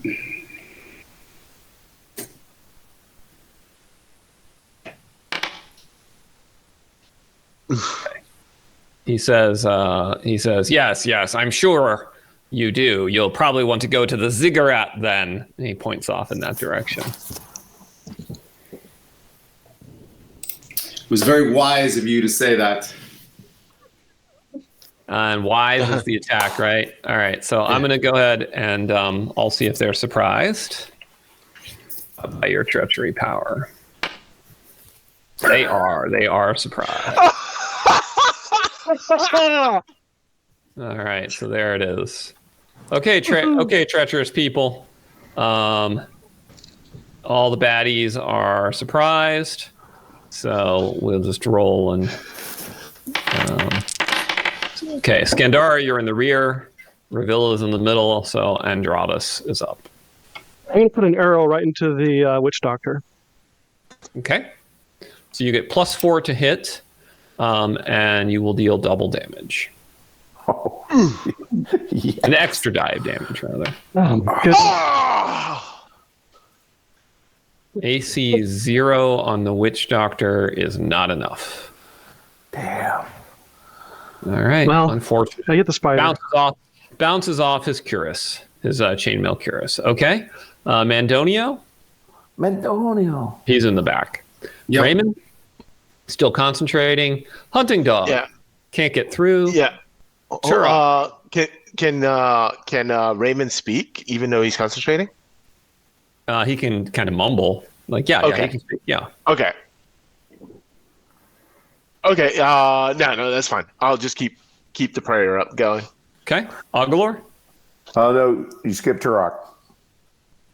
Agalor and Turok are right next to each other. Okay, cool. I skipped Agalor. Zayadana is what I did. Okay. Yeah. She should probably just delay anyways. Okay. Yeah. Tirenius. Yeah. Tirenius is going to delay. Okay. All right. Turok. All right. Turok is going to hurl his spear at the Witch Doctor. Okay. Pin him. If I can manage, there we go. Missile. Roll.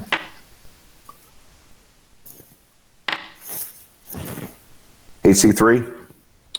Turok has an attack bonus Yeah. of +3 at least. So it's Yeah. Not with. Not with. Actually, I need to check that. Actually, you do get your attack bonus on thrown weapons, so that would bring that to AC 6, and he would hit. He would do. Why is it 1d6 plus? Well, 2? it's more than a +3 because he's got an 18 strength and then he gets his fighter attack bonus. What are you talking about? Are you talking about his damage? No. To hit. You So don't Turok get should have- you don't get fighter attack damage, fighter damage bonus onto hit rolls. It's a damage bonus. No. Right. But fighters do get an attack bonus. Yeah, it's already built into his sheet. Except it's showing up as +0. So +0, yeah.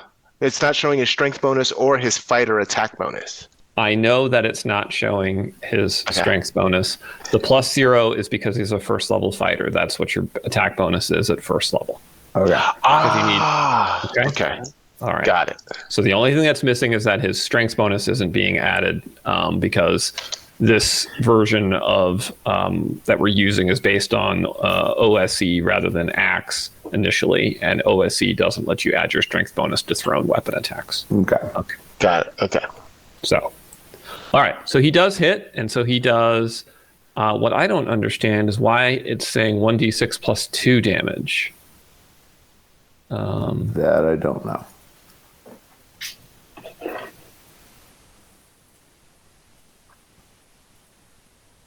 That's so weird. 1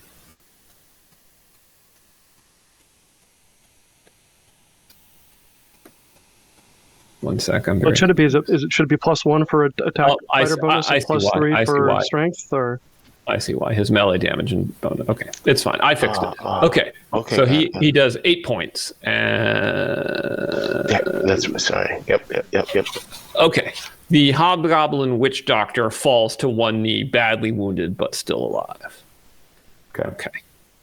All right. So next up is Avaro.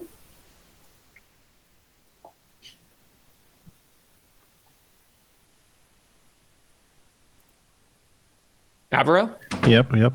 Arrow's going to fire his bow at the Witch Doctor. All right.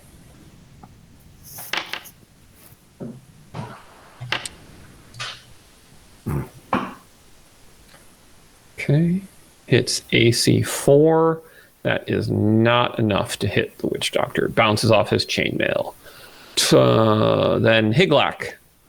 All right. Higlac will hurl a hand axe at the witch doctor. Okay. You can, if I manage to click on the right thing. All right, missile. Roll. Come on. And I don't think that's enough. Nope. Okay. All right. Jenna?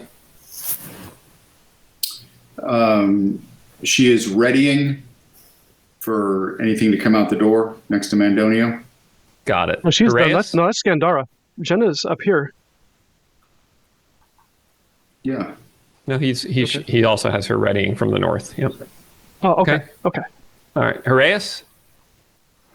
Horaeus is down at the below, so he's going to defend. Okay. Castinus? Castinus is going to throw the military oil at the witch doctor.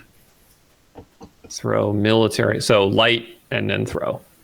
He lit it before he walked up there to the room. It would have burned up by then. Okay. I see what you're saying. So where he is right now, he can light and throw. Is that? Yeah, that's correct. Yeah. Oh, it's a miss. Roll for scatter. A lot of scatter tonight.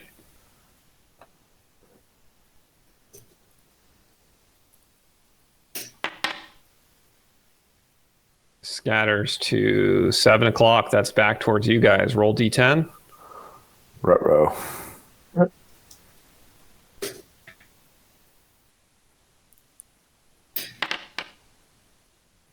Oof. Well, it might hit.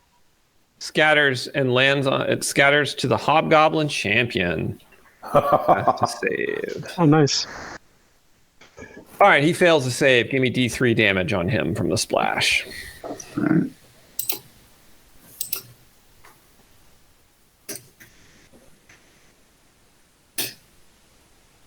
Oh, only 1 point. Okay, no problem. All right, and finally it goes to 1, and it's the goblin, and he goes, "They're throwing oil!" And he runs over this way. Well, Tirenius would want to maybe try to do something. Yeah, you're welcome. You guys are welcome to come off hold whenever you'd like. Yeah, anybody who was holding is welcome to come off hold. So Tirenius. Yeah. Can I throw over the intervening crowd? You can, here at -4. Well, I might as well give it a try. All right. And try to toss a dart over and target the injured witch doctor. Got it. No, that's not going to... Yeah, that misses. Okay. All right. All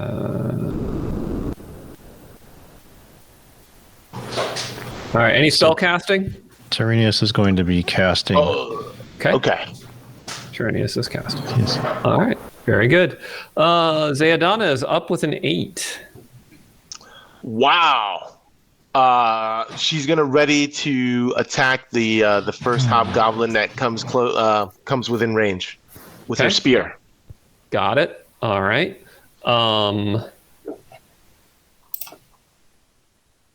Let's see, Ravilla. She is going to hold. Okay, holding. All right, so this guy here is up. Okay, so he moves to here and attacks. Actually, no, even better. He lights up burning oil and tosses it on Avero. Oh. No! But we gotta. Oh, wait a minute. Does the Holy Circle improve the AC even though it's not because it's not armor? Armor still protects, so yes. All right, so he misses and has to scatter. Oh, come on, back on him. No, back this on could be him. bad. So 12 o'clock is towards him, so it would be 2 o'clock over that way.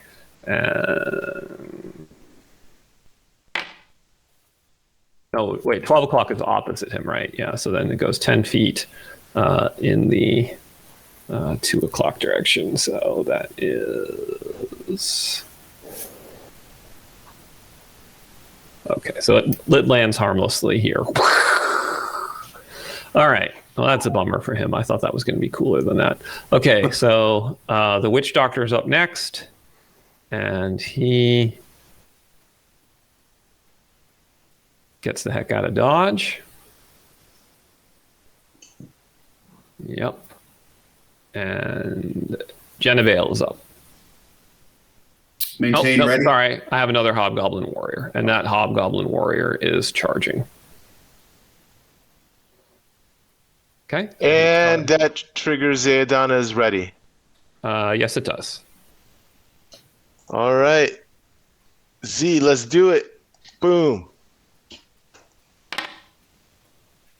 Oh my God, you almost had it. All right, so you missed. So the Hobgoblin attacks with his spear. He is attacking at +2 from charge.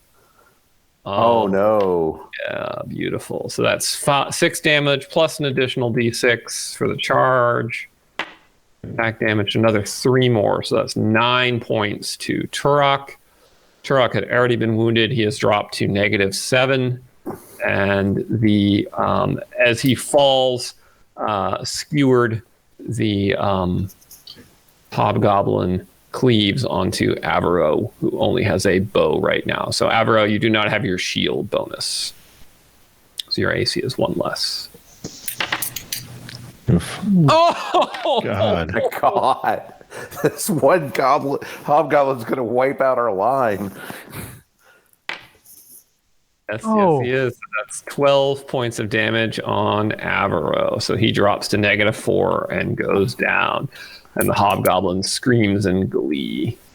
I am a champion! Okay, Agalor is up. Damn.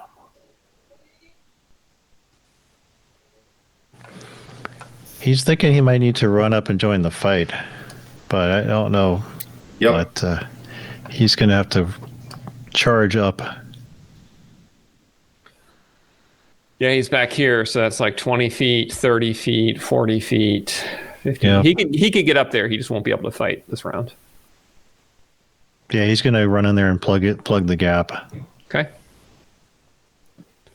All right, Castinus.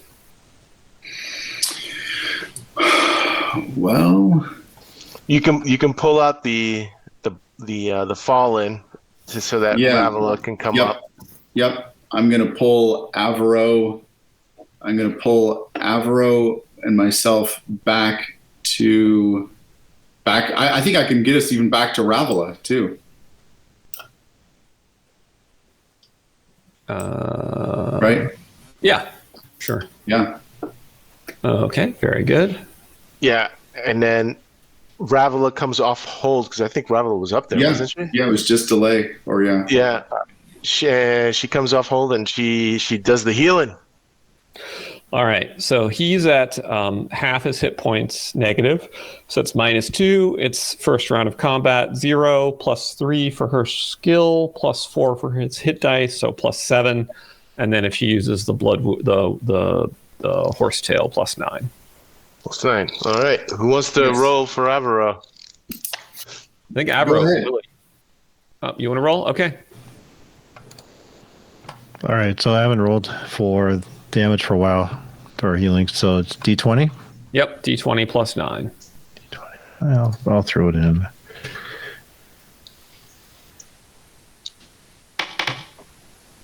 Nice. Oh. Oh, wow. 26. Okay, give me a D6. Roll a D6. Roll. Yeah! All right. A vision of the afterlife haunts him and then fades as he awakens. He's at 1 hit point. Nice. So back in the Great. fight. Yep. Amazing. Okay. All right. Let's see. Next up is Castinus and Tirenius. Castinus just went. Castinus just went. All right, Tirenius, are you going to cast your spell or are you going to hold it until the enemy formation is better? Can I delay a couple of turns and then cast it? Or a couple of rounds, I mean? Couple initiative segments. Actions, Yes, initiative, you yeah. Yep. Yeah. I'm going to wait and see if people clump up more. All right. So next one comes charging down on Higlak. See if I roll another 18. Let's hope not. Oh, okay. So that one missed. Goblin over here cowers. Andravas is up. I'm going to shoot with that guy. The one. That guy? Okay. Yeah, way in the back. Yep. So there's no penalty for that one, correct? Correct. All right. Ooh. AC4. AC4 is a hit for 5 points. That drops him. Ugh. Okay. So then it goes to Skandara, Raymond. You get to cleave. That's right. Yes, you get to cleave. Yes. Almost forgot. So I'll cleave on the one next to him. Okay.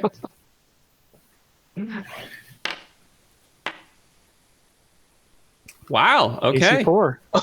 He drops as well. Awesome. All right. Now it's Skandara, Raymond, and Horaeus. Raymond keeps Skandara's in hold position. Raymond keeps it up. Skandara keeps holds. It up. Yep. Horaeus holds. Okay. I've got another Hobgoblin warrior then. And I will charge into here. And I will attack Higlak. I'm casting as soon as he enters this the radius right up in here. Okay, so you can't interrupt his action, so it'll go after his action. All right. Yeah.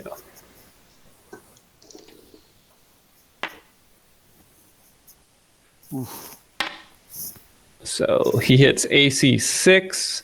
Not enough. Higlak is AC 8 with the protection circle, so it misses. And you're now so now you're dropping the spell. Yep. And it's 5-foot radius, right?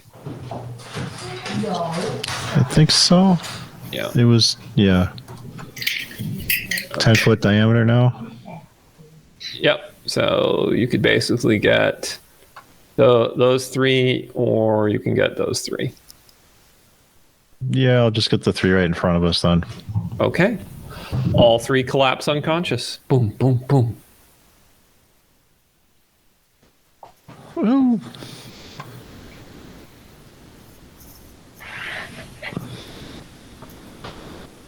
It's not as dramatic as usual, but That's pretty dramatic. It's still pretty epic. Yeah. All right. It's clutch. I got one Hobgoblin warrior left, and I think he is going to go 10, 20, 30, 40, 50, 60, and get the fuck out of here. Okay, leaving the champion by himself. And the champion is now going to make a morale roll. Okay. And the champion is terrified. Okay. So we will go to the next round.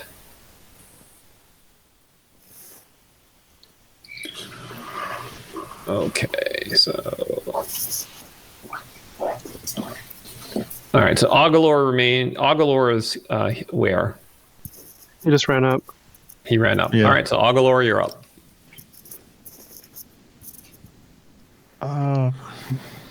You could charge because those 3 bodies, I think those 3 so. bodies are down. They're not in the way anymore. That's right. Yep, so he's going to charge the champion.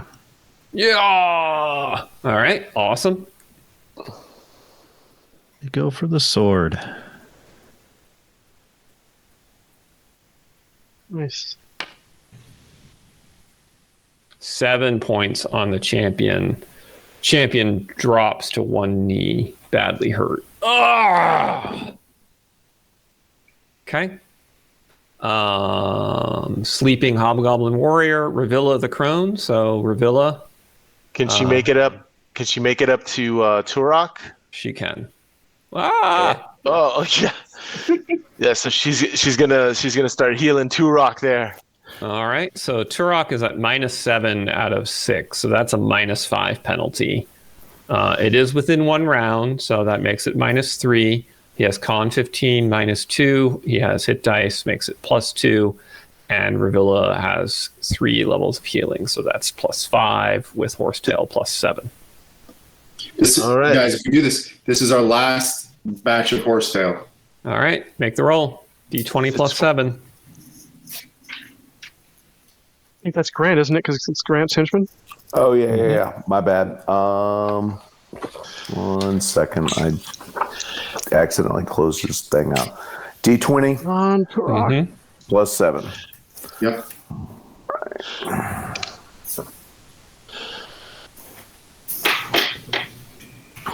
I'm wondering if we should offer almost dying pay. You All get right, a bonus. 13 +7 is a 20. Okay. He is recovered with 1 hit point. He needs magic healing and a night of bed rest to be able to fight. Roll a d6 for his wound. Okay.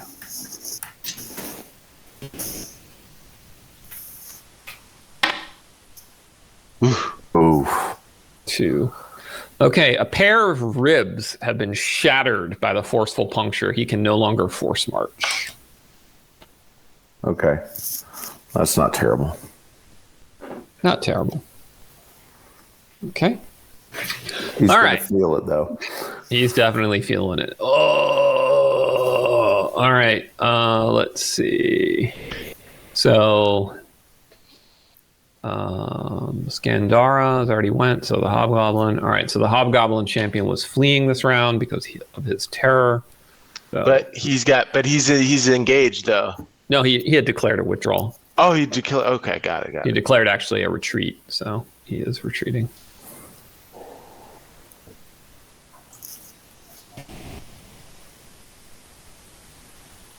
Okay.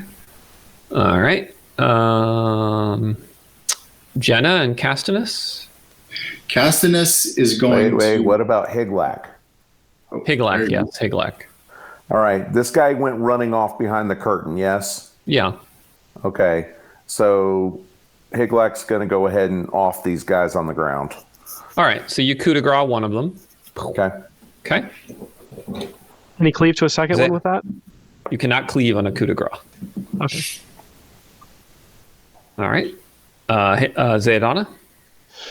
Zayadana is going to move up to here, and she's going to ready to attack any threat that comes through that curtain.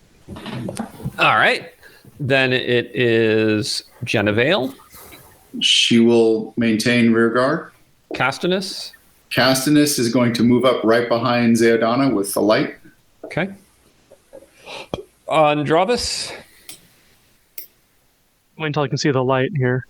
Yeah, let me get... There he is. I am going to... Well, you said behind Zayadana, right? Yeah. I'm just going to move into the room right here, and I'll coup de grace one of these guys. Oh, okay. Okay. Very good. We got to get them out of here, too. So... Yep. Yeah. Okay. Raymond, you're continuing to concentrate. No, there's no point in holding it. There's no threat here, so I'm going to move in front of Zayadana at the what? I think you're hitting the corner. There you go. I was Sorry, moving him for you, and you moved him. It's all right. yeah, right there, perfect. Yep. All right. And then I don't know. I should have enough, so I'll go into full defense. You went 10, 25. So you can only go there if you want to be able to take an action because you have movement. Okay, never mind. Then the positioning is better than going on full defense. So yeah. Okay. There. Perfect. All right. I think we should let the goblin kill this last one. Get him, he'll like doing that. Yeah. Okay. Hey, goblin! You want dead hobgoblin? Kill him! Kill it.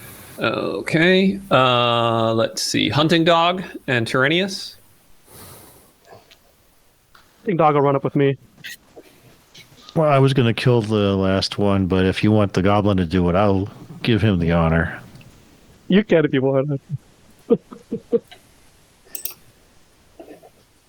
Well, Okay. yeah. All right. The goblin is Look happy to away. dispatch this guy. Okay. So then this one is the last one left.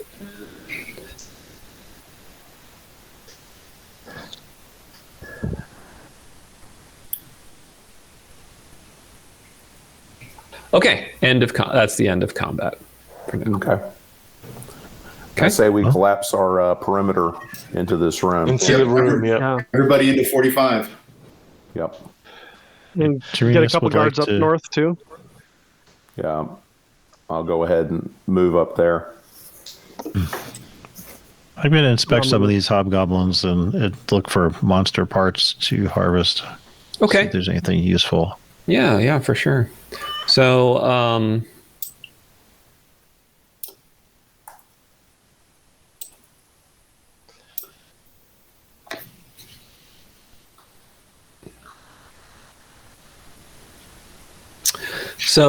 they can be harvested for their canine teeth, 15 gold pieces each.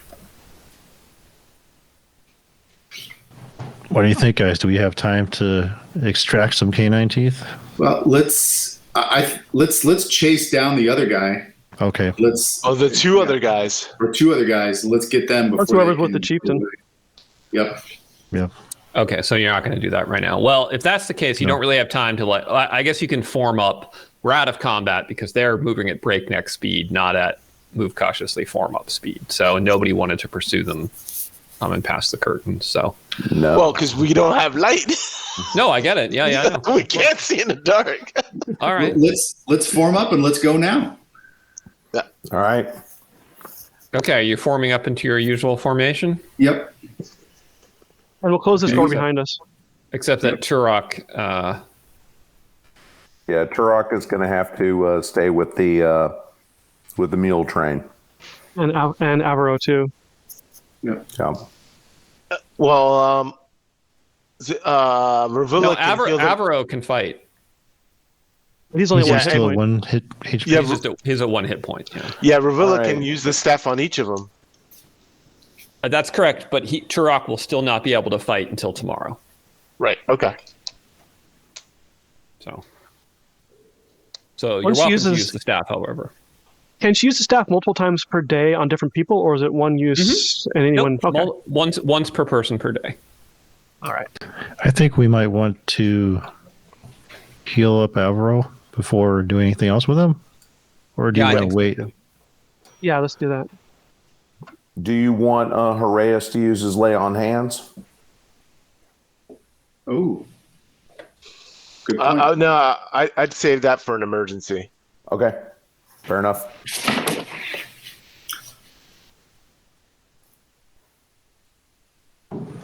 Let's all stack All right, them well- both up, right? Let's. All right. I mean, well, that's what. whoever's playing Ravila or whoever makes a decision. Oh, Yep. well. Oh, you want me to roll for Avro? Okay. All right. Healer rolls, yeah. All right. Healer rolling. Rolling. D6 plus 1.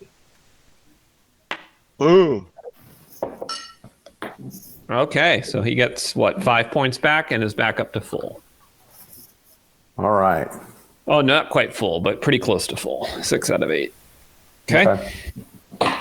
Well, Want to heal up Turok too? I mean, he can't fight, but you might as well get him above 0 hit points. Yep. Yeah. Or 1 hit point. Yep. yeah. Yep. And doesn't he need magical healing anyway? So Yes. that Yeah, he does. has to be done anyway. Oh. So he's at 4 One hit shy. points. +1, right? Okay. Yeah, it's Well, 5. no. D6, he rolled a 2, got a +1, so he's at 4 hit points, yeah. Oh, I thought he was at. Oh, no, I'm sorry. I was looking at his sheet. His sheet was out of date. Never mind. Ignore me. Okay. All right. Very good. Very good. Well, what direction are you guys heading? Let's go through the curtain, see if we can find those guys. Yep. Standar will stand watch. Will guard to the north while everyone else is Okay. going through the curtain. Okay. And All right. let's not forget Horaeus is back there with the rear guard so that we do have some armor in the rear. And Yep. Mandonio's there too. Okay. Yep. Okay, so the room that you've just entered is about 20 foot wide and 30 foot long, and there are small basins, long dry, jutting from the south wall of each room. And yes, okay. There is a door to the north and a curtain to the east. Do we see any blood trail? Anything that might tell us which way the guys were going? Give me a tracking check on Drama. Ooh. Ooh. I think they would have gone east because if they went north, they would have left the door open at their. I didn't add any bonuses Well, because I wasn't sure. it's been a little bit of time, Newton, because you guys reformed up, you did healing, checked canine teeth, so they've had plenty of time to shut the door. Okay. Yes, the blood trails, one blood trail leads north, one blood trail leads east. Oh. I say we go through the curtain first. Concur. Yeah. Okay. Yeah, the witch doctor went through the door. The champion went through the curtain. Okay, so this room looks virtually identical to the one that you just exited, and it has a series of small basins, dry, jutting from the south wall. Has a door to the north. That door is actually closed. Sorry. All right, which way is the blood trail going? North. Track again. Nope, you don't need to track. You're on the trail. Goes north. Okay. Head north. Yep. Yeah. Okay, you've come to the north door.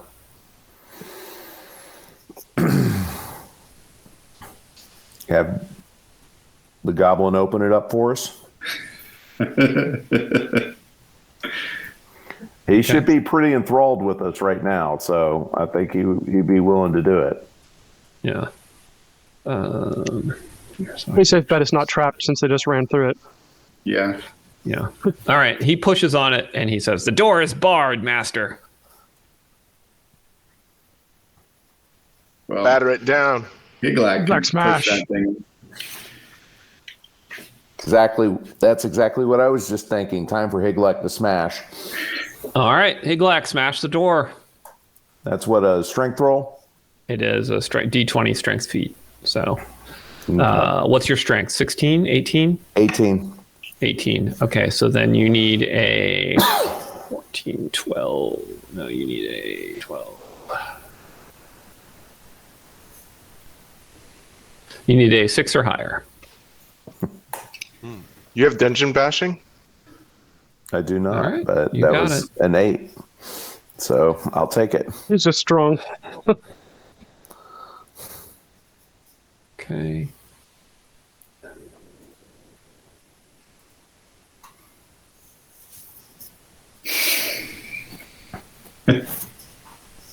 All right. All right. Give me 1 sec.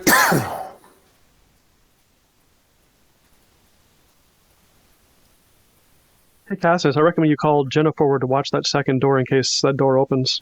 I've got Scandora Yeah. watching that first room to the north. All right. So the door swings open, and a voice shouts, "They're here!" Whose voice? A hobgoblin.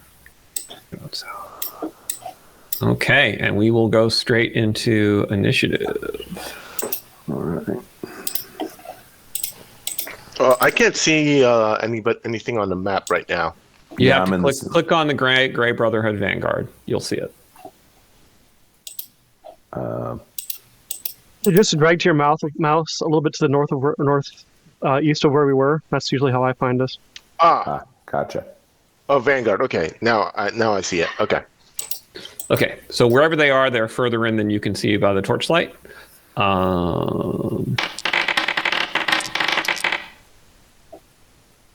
Okay, Zeodana, you're up first. Zeodana is holding for the front rank to move in. Okay. All right. Hobgoblin warrior comes charging forward and attacks Higlak. Okay.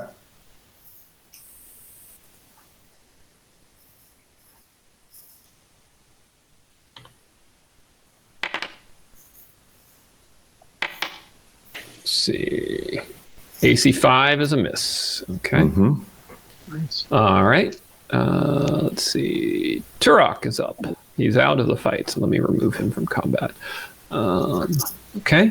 We can remove the mules. So Higlak, go ahead. All right. Well, he just came up to attack me. I'm going to attack him right back. And I need inventory sword roll. Oh, come on. It was supposed to be on the 18, not a 5. Damn it. All right. Horaeus is in the rear. Agalor's in the rear. Hunting dog. Hunting dog will hold. Okay. All right. Another Hobgoblin warrior comes charging in. Attacks Higlak.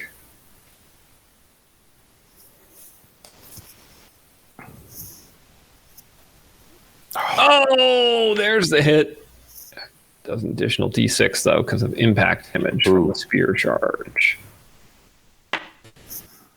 Oof. 7 points total on Higlak, who is dropped to 2 hit points. Okay. And I then have another Hobgoblin warrior, and he comes rushing in, and he also attacks Higlak. Come on, Higlak.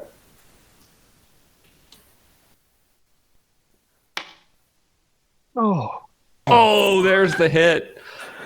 And so that's 3 plus an additional d6. Yeah, Higlak's down. I know. We're just seeing how badly down he is. All right. So Higlak is down by to -4. Okay. He drops. And that gives me an opportunity to cleave. Rather than cleave, I will become ready. Okay. Hobgoblin champion. The Hobgoblin champion says, badly wounded, says, I will guard the chief. Okay. Skandara, you're up.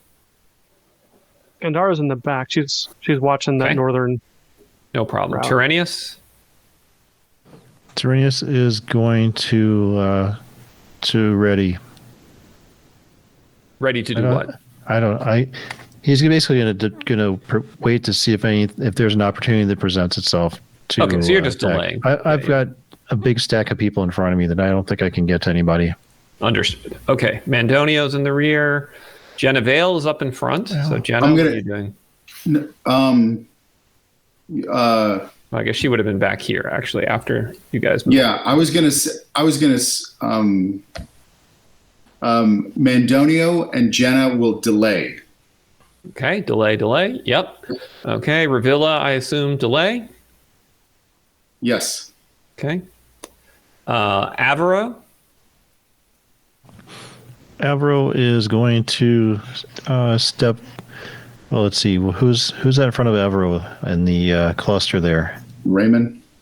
Yeah, he can step right through because Higlak's no longer there. His yeah. So are you stepping? Are you going to be over Higlak or next to Higlak's downed body? Do you think it'd be bad to block him, to stand over him? No. It's good to stand over him. Yeah. Because then Tirenius could pull him back for Ravila. Yeah. Well, All right, so Tirenius is a bit a ways back, but yeah. he'd have to move up, then grab him, and then pull him back. Yep.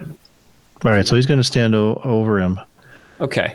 So when Avaro does that, he gets attacked by this readied Hobgoblin warrior. But the warrior misses. Okay. All right, So Avro can take his action. Are you doing an attack, a defend? What are you doing, Avro? He's going to use his short sword and attack. Okay.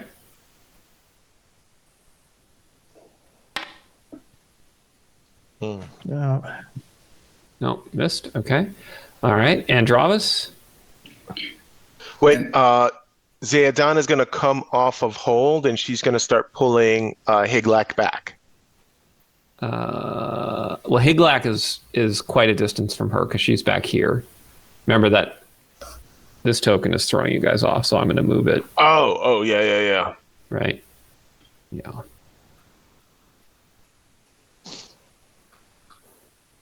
So Zayadana is actually back here next to the dog. And so she can't pull him. So what would you like to do, Zayadana? Well, if she can move up to pull him out, I can't see what the formation is because everything's black for me right now, but if she can do that, she'll do that. I just moved Castinus to where he should be, so you should be able. The light should be there. Yep. All right. So at that point, we can... Okay, got it. Okay, it's showing up now. Hold on. Yeah, so while we're moving stuff around, my actual token is way back in the other room. Is it supposed to be up near where it was originally on the multi-token? Yeah, it would be where it is on the multi-token. I just haven't been putting you guys until you act. That's fine. You haven't acted yet. Yeah. Okay, got it. So so can she start pulling him back from there? She can now grab his body. All right, sure. You've done a move action, and now using your combat action, you grab his body. You can't move. I can't move. Okay, so she's got him. All right, good.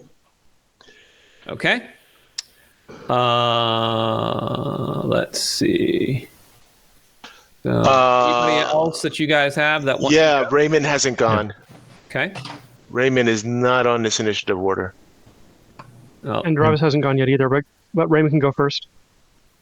Raymond is going to go up next to, right there, and then go into full defense. full defense. Okay. Got it. Okay, Androvik? I will shoot. I might as well. Let's call the middle one. Doesn't really matter. Okay, -4. Yep. Oh! There we go. Oh! Takes him out. Okay, take a Nice. lead there, Mr. Archer Sniper. Oh! I'm either on or off. It's not. There's no in between. Hey, well, oh yeah, definitely. Androvas earned his paycheck this battle. All right, I still have a couple Hobgoblin warriors left and a Hobgoblin champion. All right, so Hobgoblin warrior charges Raymond. All right. My AC is what? 11? 11 right now. Yeah. Yeah, 11. Yeah. Yeah, I didn't hit an 11. And this next Hobgoblin warrior charges. And he's also going to attack Raymond.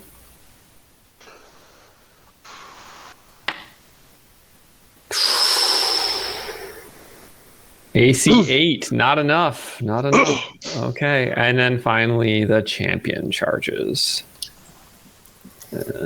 He is going to attack Raymond. Death to the priest! Oh, and his spear breaks! It's a spear! Oh, Nice. spear on your magic shield. Yes. Okay. All right, that could have gone better for the bad guys, and we go to the next round. Well, hold on a second. Castinus and Jenna still get to go. Castinus and Jenica. Jenna is going to shoot into the melee. Okay. Who are you shooting? If any of them are wounded, otherwise she'll just pick the one directly in front of Raymond. The Hobgoblin champion is badly wounded. Oh, okay. Then there it is.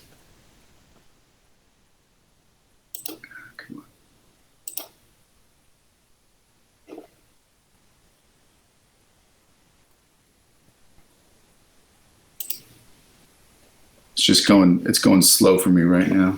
No I'm not problem. sure. It's building suspense. Dun, dun, Yeah, I know. dun. There it is. Go! Hits AC 5, but it's -4 because she's shooting through melee. Yeah. You can only hit one, so Yep. it misses and bounces off his armor. Okay. So then what Castinus is going to do, Castinus is going to move up and grab Higlak from Zeodana so that she can attack next round. Okay. So All he right. moves up and grabs Higlak. Okay, Yeah. got it. All right. So now next round, I'm just gonna assume I'm gonna go down the chart, and if you're not like near the fight, I'm assuming you're delaying. So Zeodana will be up first. All right. Well, Zeodana is going to spear. Spears someone directly in front of her because she can't go for the champion. Yep. That would not. Yep. So let's go. Boom. Champion spear's broken anyway, so he can't get through.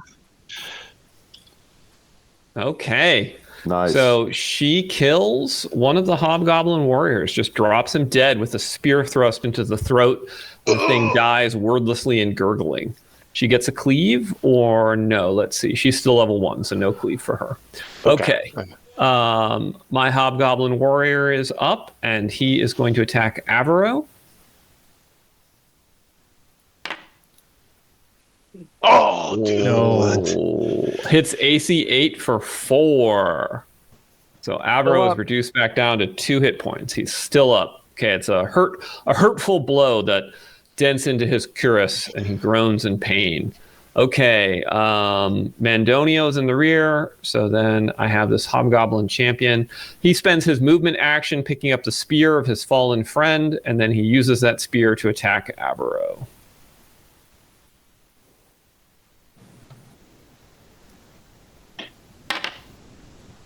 But he misses him. Yes. Okay. Hobgoblin warrior is going to attack Raymond. Oh, come on. What was God. that? Not enough. AC 9. Not enough because he's on full defense. Okay. Oh my god. All right. Castinus at 5. Genevale at 5. So Castinus will drag Higlak back to Ravela, and I think she can treat him now. She can. Okay. So And then Jenna will fire into the melee and at, Jenna- at the one that's right in front of Raymond. Okay. Oof.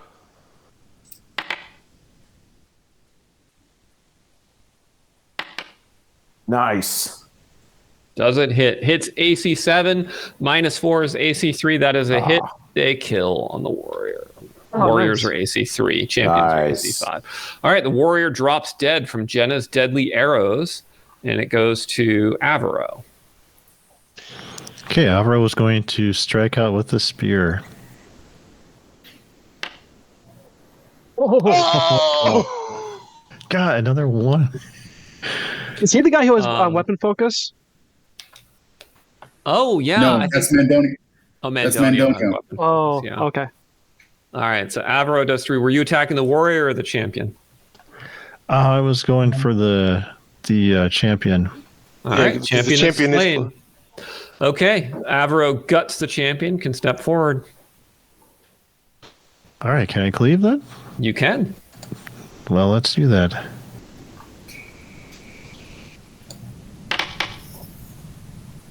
But no. All right. You missed. Okay. All right. So at this point, dark chanting fills your ears, and Avaro needs to make a saving throw versus death. Oh. What the It's the witch doctor casting Oh. Something bad. All right. I don't see anything on the character sheet to allow me to do that. Is there a way to just click something on there? Or Should do I say poison and death if you click that. yeah. Attributes tab. Oh, I see. Ooh. Whoa. Oh. He failed. Okay. So Avaro see. Okay.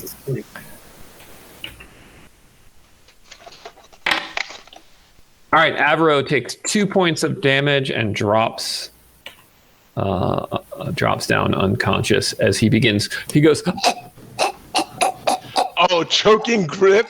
He got Darth Vadered. he got Darth Vader. Yeah. Oh. Choking grip. Oh, shit. Yep. So he's down to 0. Yep. Okay. Tirenius Orn. Oh, torch. We need light up here. We need light. Oh, we don't have any torches up there? Yeah, take Oh, the. I mean, take we need to land- find the witch doctor.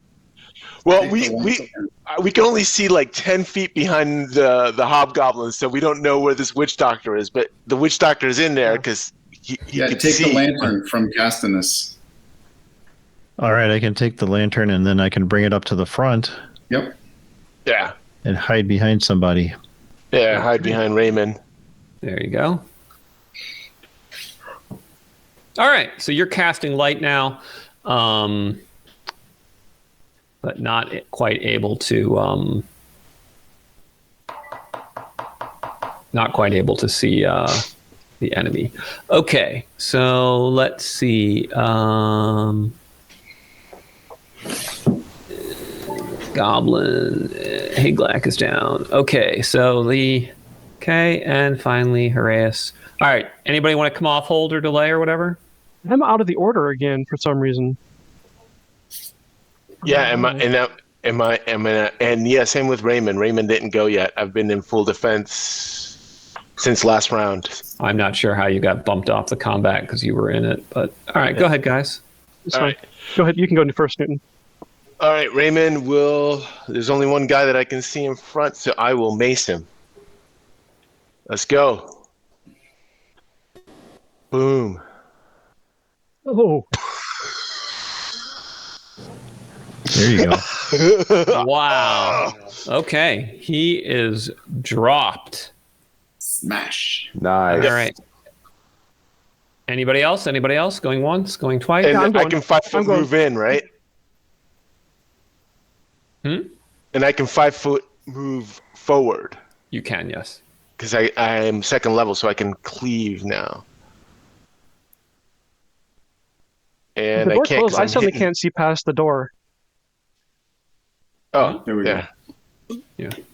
All right, so you're just moving in. Great. Boom. Can I tell it All all right. where the Can I tell it all where the voice came from, or is it just to the north?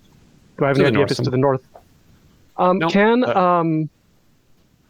Can hounds?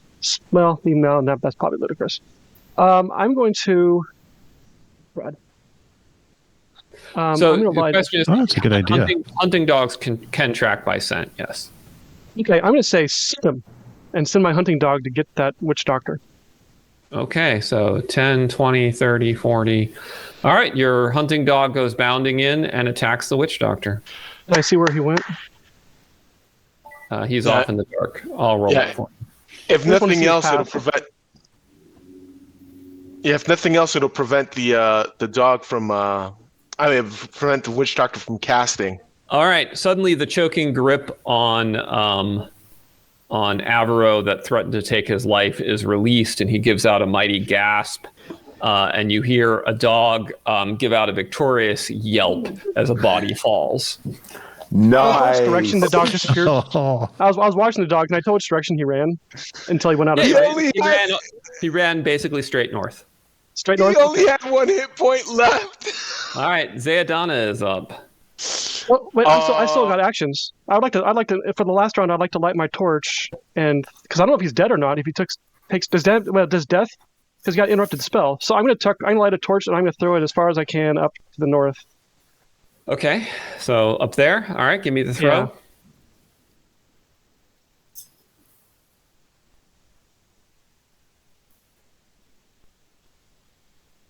As far as I can throw it. Perfect. Okay. All right. So your hunting dog is growling at a hobgoblin chief who is just his whole upper torso is wrapped in bandages. He's leaning on a crutch and completely unable to fight. And he sees you guys and he draws his blade that he might die with a weapon in hand. Oh, dude. Oh, dude. If Higlak was awake, he would nod. All right. All right. The dog kills him. Oh! Okay. Good fight. Let's check and see how Mr. Higlak is doing, and then we'll check on Abro. All right, so Higlak, you got rescued within 1 round. You weren't at negative half hit points. You have +4 from your hit dice type, +2 for 1 round, +3 for healing. So you're at +9, and she can use the staff on you to make it +10. Okay, I assume she's going to use the staff. Yep. Roll right, D20 so- +10. 26. Oh, nice. You were just dazed. You recover immediately with 1 hit point. No need for bed rest. All right, roll a D6 for your type of wound. Oh, here comes the real kicker. How bad is this wound going to be? Oh. A puncture wound, heal in your cheek, heals into a large and ragged round scar. So noticeable scarring on Higlak. Okay, that's badass. I'll take that. That's just plain badass right there. Higlak's going to be like, why so serious? That's right. All right, and then we also got to check on Avro. So Avro, it'll be at the end of the fight, so there's no bonus. What? Oh, because he went down again, yeah. So it's +5. And then healer makes it +8. Healing staff on him makes it +9. All right. All right. Well, I'll roll for Avro then, I guess. Let's see. D20 +9. 21. Okay. He is recovers with 1 hit point. Is ready to fight. Give me a D6. D6. A 4. A 4 says, ghostly visions of lost companions flicker before his eyes as he awakens. Avro once again escapes death. Avro keeps like, what the? He went down twice and came back each time being able to fight. Like, what is going on? Oh, man, that's wild. He was legendary. I mean, he rolls hot when he rolls. Yes, he's He definitely rolls well. Avro, the unkillable, man. Well, this is a great stopping point. You guys having basically slaughtered everything in your path. Wanted to loot the bodies. Yeah. We can start with awesome loot next session, I think. Time is it? How late in the day is it? It's still pretty early in the day. It's 7:50 in the morning. Oh my goodness! Yeah, Oh. and I need to probably barricade again and heal up, and oh my goodness! All right, did we take care of Turok? Is he back up? He'll but Turok is back up but he can't fight till tomorrow. Tomorrow. Yeah, he's incapacitated until then. And Higlak's at 1 hit point, but can fight. That's correct. Okay. So, should we offer injury pay for guys that go down during? Yeah. I think Might help maybe with the like a loyalty one-time bonus. Yeah, because they have to make loyalty checks when we get back to town. So I don't know if injury pay will give a bonus or anything like that. But Every time you view the afterlife, though, they ought to get something for that. Yeah, I agree. 25. Yeah, actually, tour of the afterlife. Yeah, actually, Raymond will start collecting stories of any visions they might have when they go down. So we did find both the witch doctor and the chief? Yep. Okay. Zelika's killed them both. I missed that. Yeah. Yeah. I thought Zelika's might have just wounded the witch doctor, but The witch doctor had 1 hit point. And, Yeah, he had 1 hit point left, yeah. Yeah. That is awesome. Yep. Well, if you think about it, and the war dog probably saved somebody in that first round of combat with the demon. Right. Oh, very Yeah, much. it let us form the barrier so that the Yep. demon never got through. Yeah. Yep. That war dog definitely saved you guys. Very sad. Very sad that the You war need to give dog him a died. cremation burial too when we get back to. You're gonna give him a heroic funeral, so then your next war dog will be more powerful. Yes. If we can make it work that way, yes, let's do it. Amazing. Okay, well, let me actually- get you guys your experience points. Actually, so one second. Actually, can I wonder how much a small statue can be with cost of the dog to be put in the temple, dedicated to all dogs that fight evil. We could do that. You could inlay it with dogs level precious up. gems. It could cost a lot. Or perhaps the statue, instead of going in the temple, goes into our headquarters when we establish that. Oh.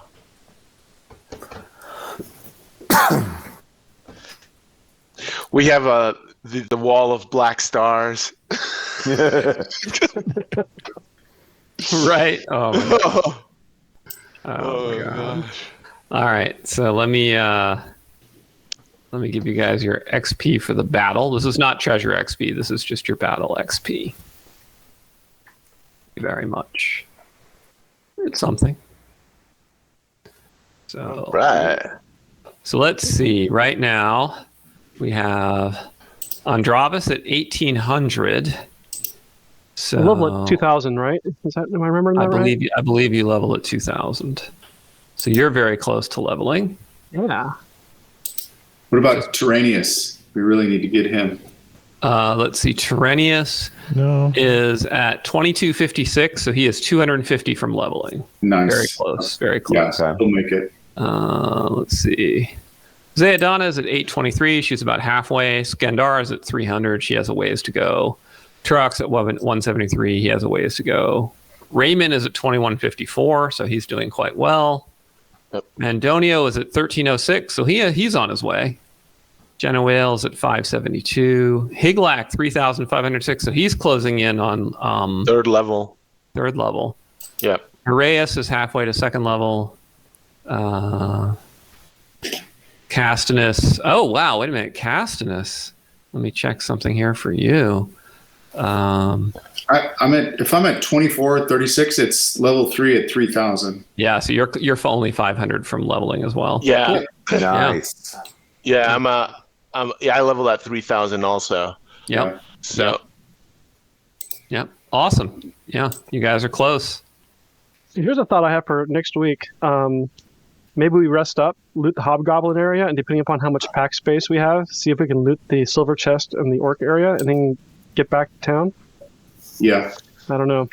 So we haven't finished off the orcs yet, but the orcs are less powerful than hobgoblins. So We finished off the orcs. We finished them off. Yeah, we've got. Oh, we did. Yeah, we've got. Yeah. We just have one chest that we didn't open. That the other chests, managed to kill like half the party in the process. That's right. Okay. They also had all sorts of really good loot in it, so the silver chest probably is going to have somewhere between the bronze and the gold in terms of loot quality. Yeah. So Yeah, that +1 mace you're rocking, we got that out of one of those chests. Oh, hey. yeah. And the shield too, right? Oh, maybe not. I think we've killed all the denizens except for heading towards the ziggurat with the kobolds and the dragon. So, I mean, we're getting towards dragon time, ready or not. So we should, one thing that we should do when we get back to Turos Tem is we don't know what the potion of dragon control does, do we? Like, does anybody know how to use it? Yeah, you have 3 ranks of alchemy, Willie. 2 ranks of alchemy. Yeah, 2. Oh, okay. Okay. Then Yeah. So it's just a matter of you drink the potion and then you can control the dragon. Okay. But the dragon gets a saving throw, so that's the risk. Is you kind of step up in front of the dragon and are like, "Now I am your master," and then if it saves, you're kind of fucked.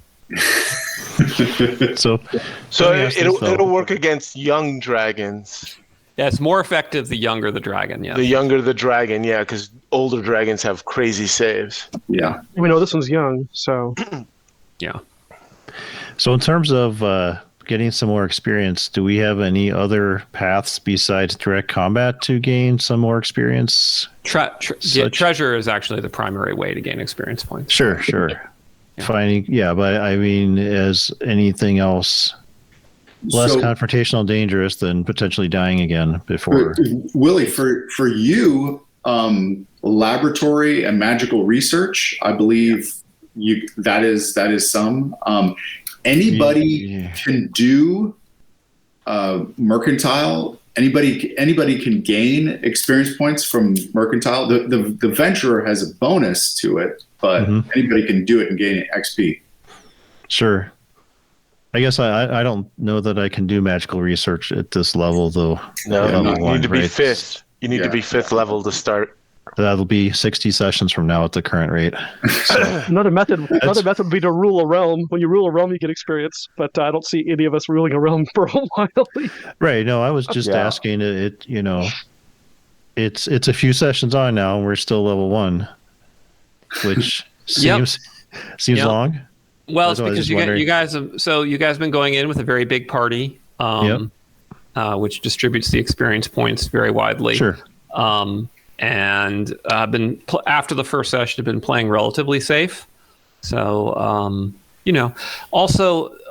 No, it's good. It's good. A sad truth is that virtual tabletop gaming plays at about half the speed of normal tabletop gaming. Sure. So that's a big problem. It would be, and we're only doing 2.5 hour sessions rather than usual 4 sessions. So it adds up to kind of be slower than I'd like.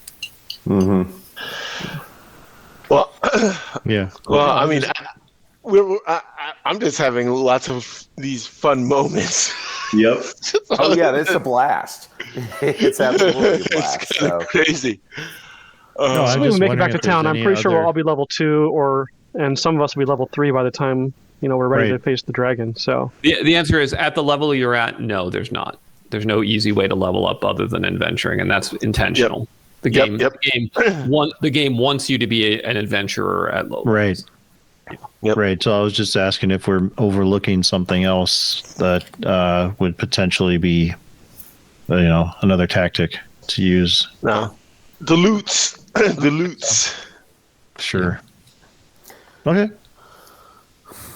One quick question. Yeah, I mean, the thing to think about is that think of it this way. Most of your combats have been won with only about half your party in the fight. Mm-hmm. And so in theory, you could have had the same effect and gotten twice as much experience points each by doing it that way. But you're playing very cautiously, and you're basically bringing an entire full frontline party and then a whole second line party in case you get ambushed or jump from the rear. And so you're going to level at about half speed because of that. Well, I think it's certainly worth it because in every fight, a few folks go down, and so we need to plug holes with other folks. Sure.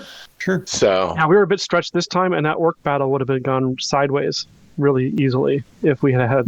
So there's a lot of things that happened, like the dragonfly battle. Yeah, no, for sure. That was almost felt like it was going to be a TPK. Yep. That was harder than the demon. Fewer party members. Yeah.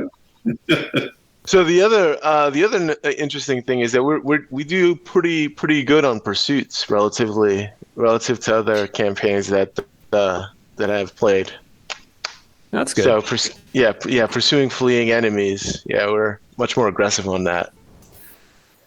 Yeah, you guys are pretty aggressive about that, and you've definitely got your tactics worked out where you're doing like your shield wall, you hurl a torch ahead of you to be able to see. You're kind of like using all these interesting tactics, which is pretty cool. Alex, do we get to know how many hit points the demon had?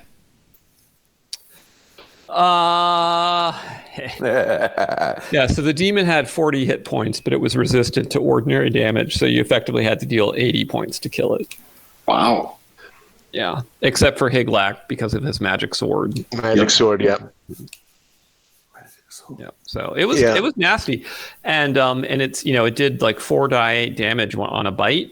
But, that hurt. But it was trying to get to Raymond, so I was doing overruns, and then when it became impossible to do an overrun because there were so many of you, I switched to doing those sweep attacks, and with a little bit of luck, it 2 sweep attacks with a little bit of luck, it could have taken you all out, and then it would have blown through. But in a way, it helps. So as a reference, hold on, because that's a pretty powerful one. Let me take a look at Holy Circle. Next time, might try to do Holy Circle, because then enchanted evil creatures can't enter. That's right. And then Holy Circle makes it. Okay, if the caster or any protected creature makes an attack against. Okay. Yeah. So that means that I could be in the Holy Circle, and the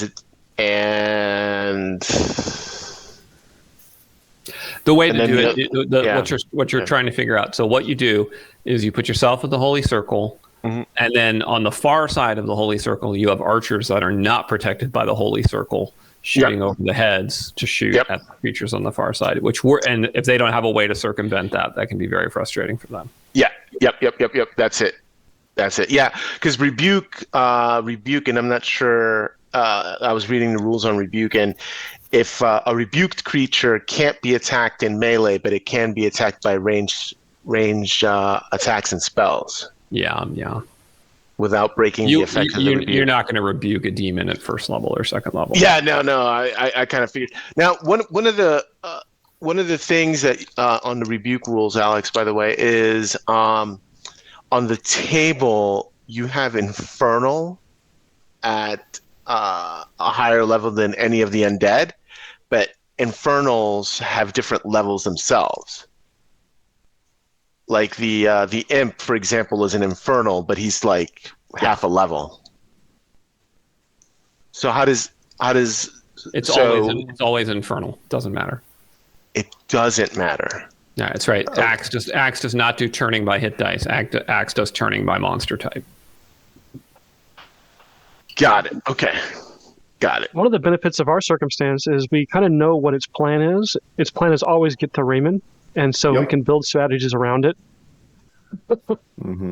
As opposed to if it was just randomly attacking us, we would, whatever plan we had may or may not work as well. But so the next time, I guess the way forward is just doing a Holy Circle, having archers behind, and spellcasters. I think Ziadana, once she can cast spells, she has Bane Rune, I think, on her list. And so she can Bane Rune arrows that somebody shoots. So, anyway, that was it. Yep. Thanks, guys, for keeping me alive. Absolutely. And so we're not playing next week, right? So or the week after. It's a 2-week break. Yep. It's 3 weeks. Okay. 1, because 2, 3 week break instead of 2 weeks. So October 4th will be our next session. Yeah, October 4th. All right, gentlemen. Well, I will miss you guys, but I hope everyone has good travels and things, and we'll reconvene for hopefully you guys find lots of treasure now. Yeah. Awesome. Yeah. Okay. Bye-bye. All right. Talk to you later, y'all. That rap you wrote, Alex, did you put that? Is that to Gangster's Paradise, the music, or is that just? I was trying to figure out the tempo. Which one? The Paladin's Paradise. Oh no, it's not really. I just I rap it like this, right? Party gathers in the tavern, expedition to the cavern, delving deep. I'm armored heavy in the dungeon, rolling 20s, means I'm cleaving like a hero through the goblin level 0. Togo's on me tooth and claw. It don't know I am the law. Smite it down, Call of Duty, then we're taking all its booty. Loot the dungeon systematic, my charisma is prismatic. Got my power from the gods, standing tall against the odds. Armor shining, swords bright, cause I've never lost a fight. See a spider Good night.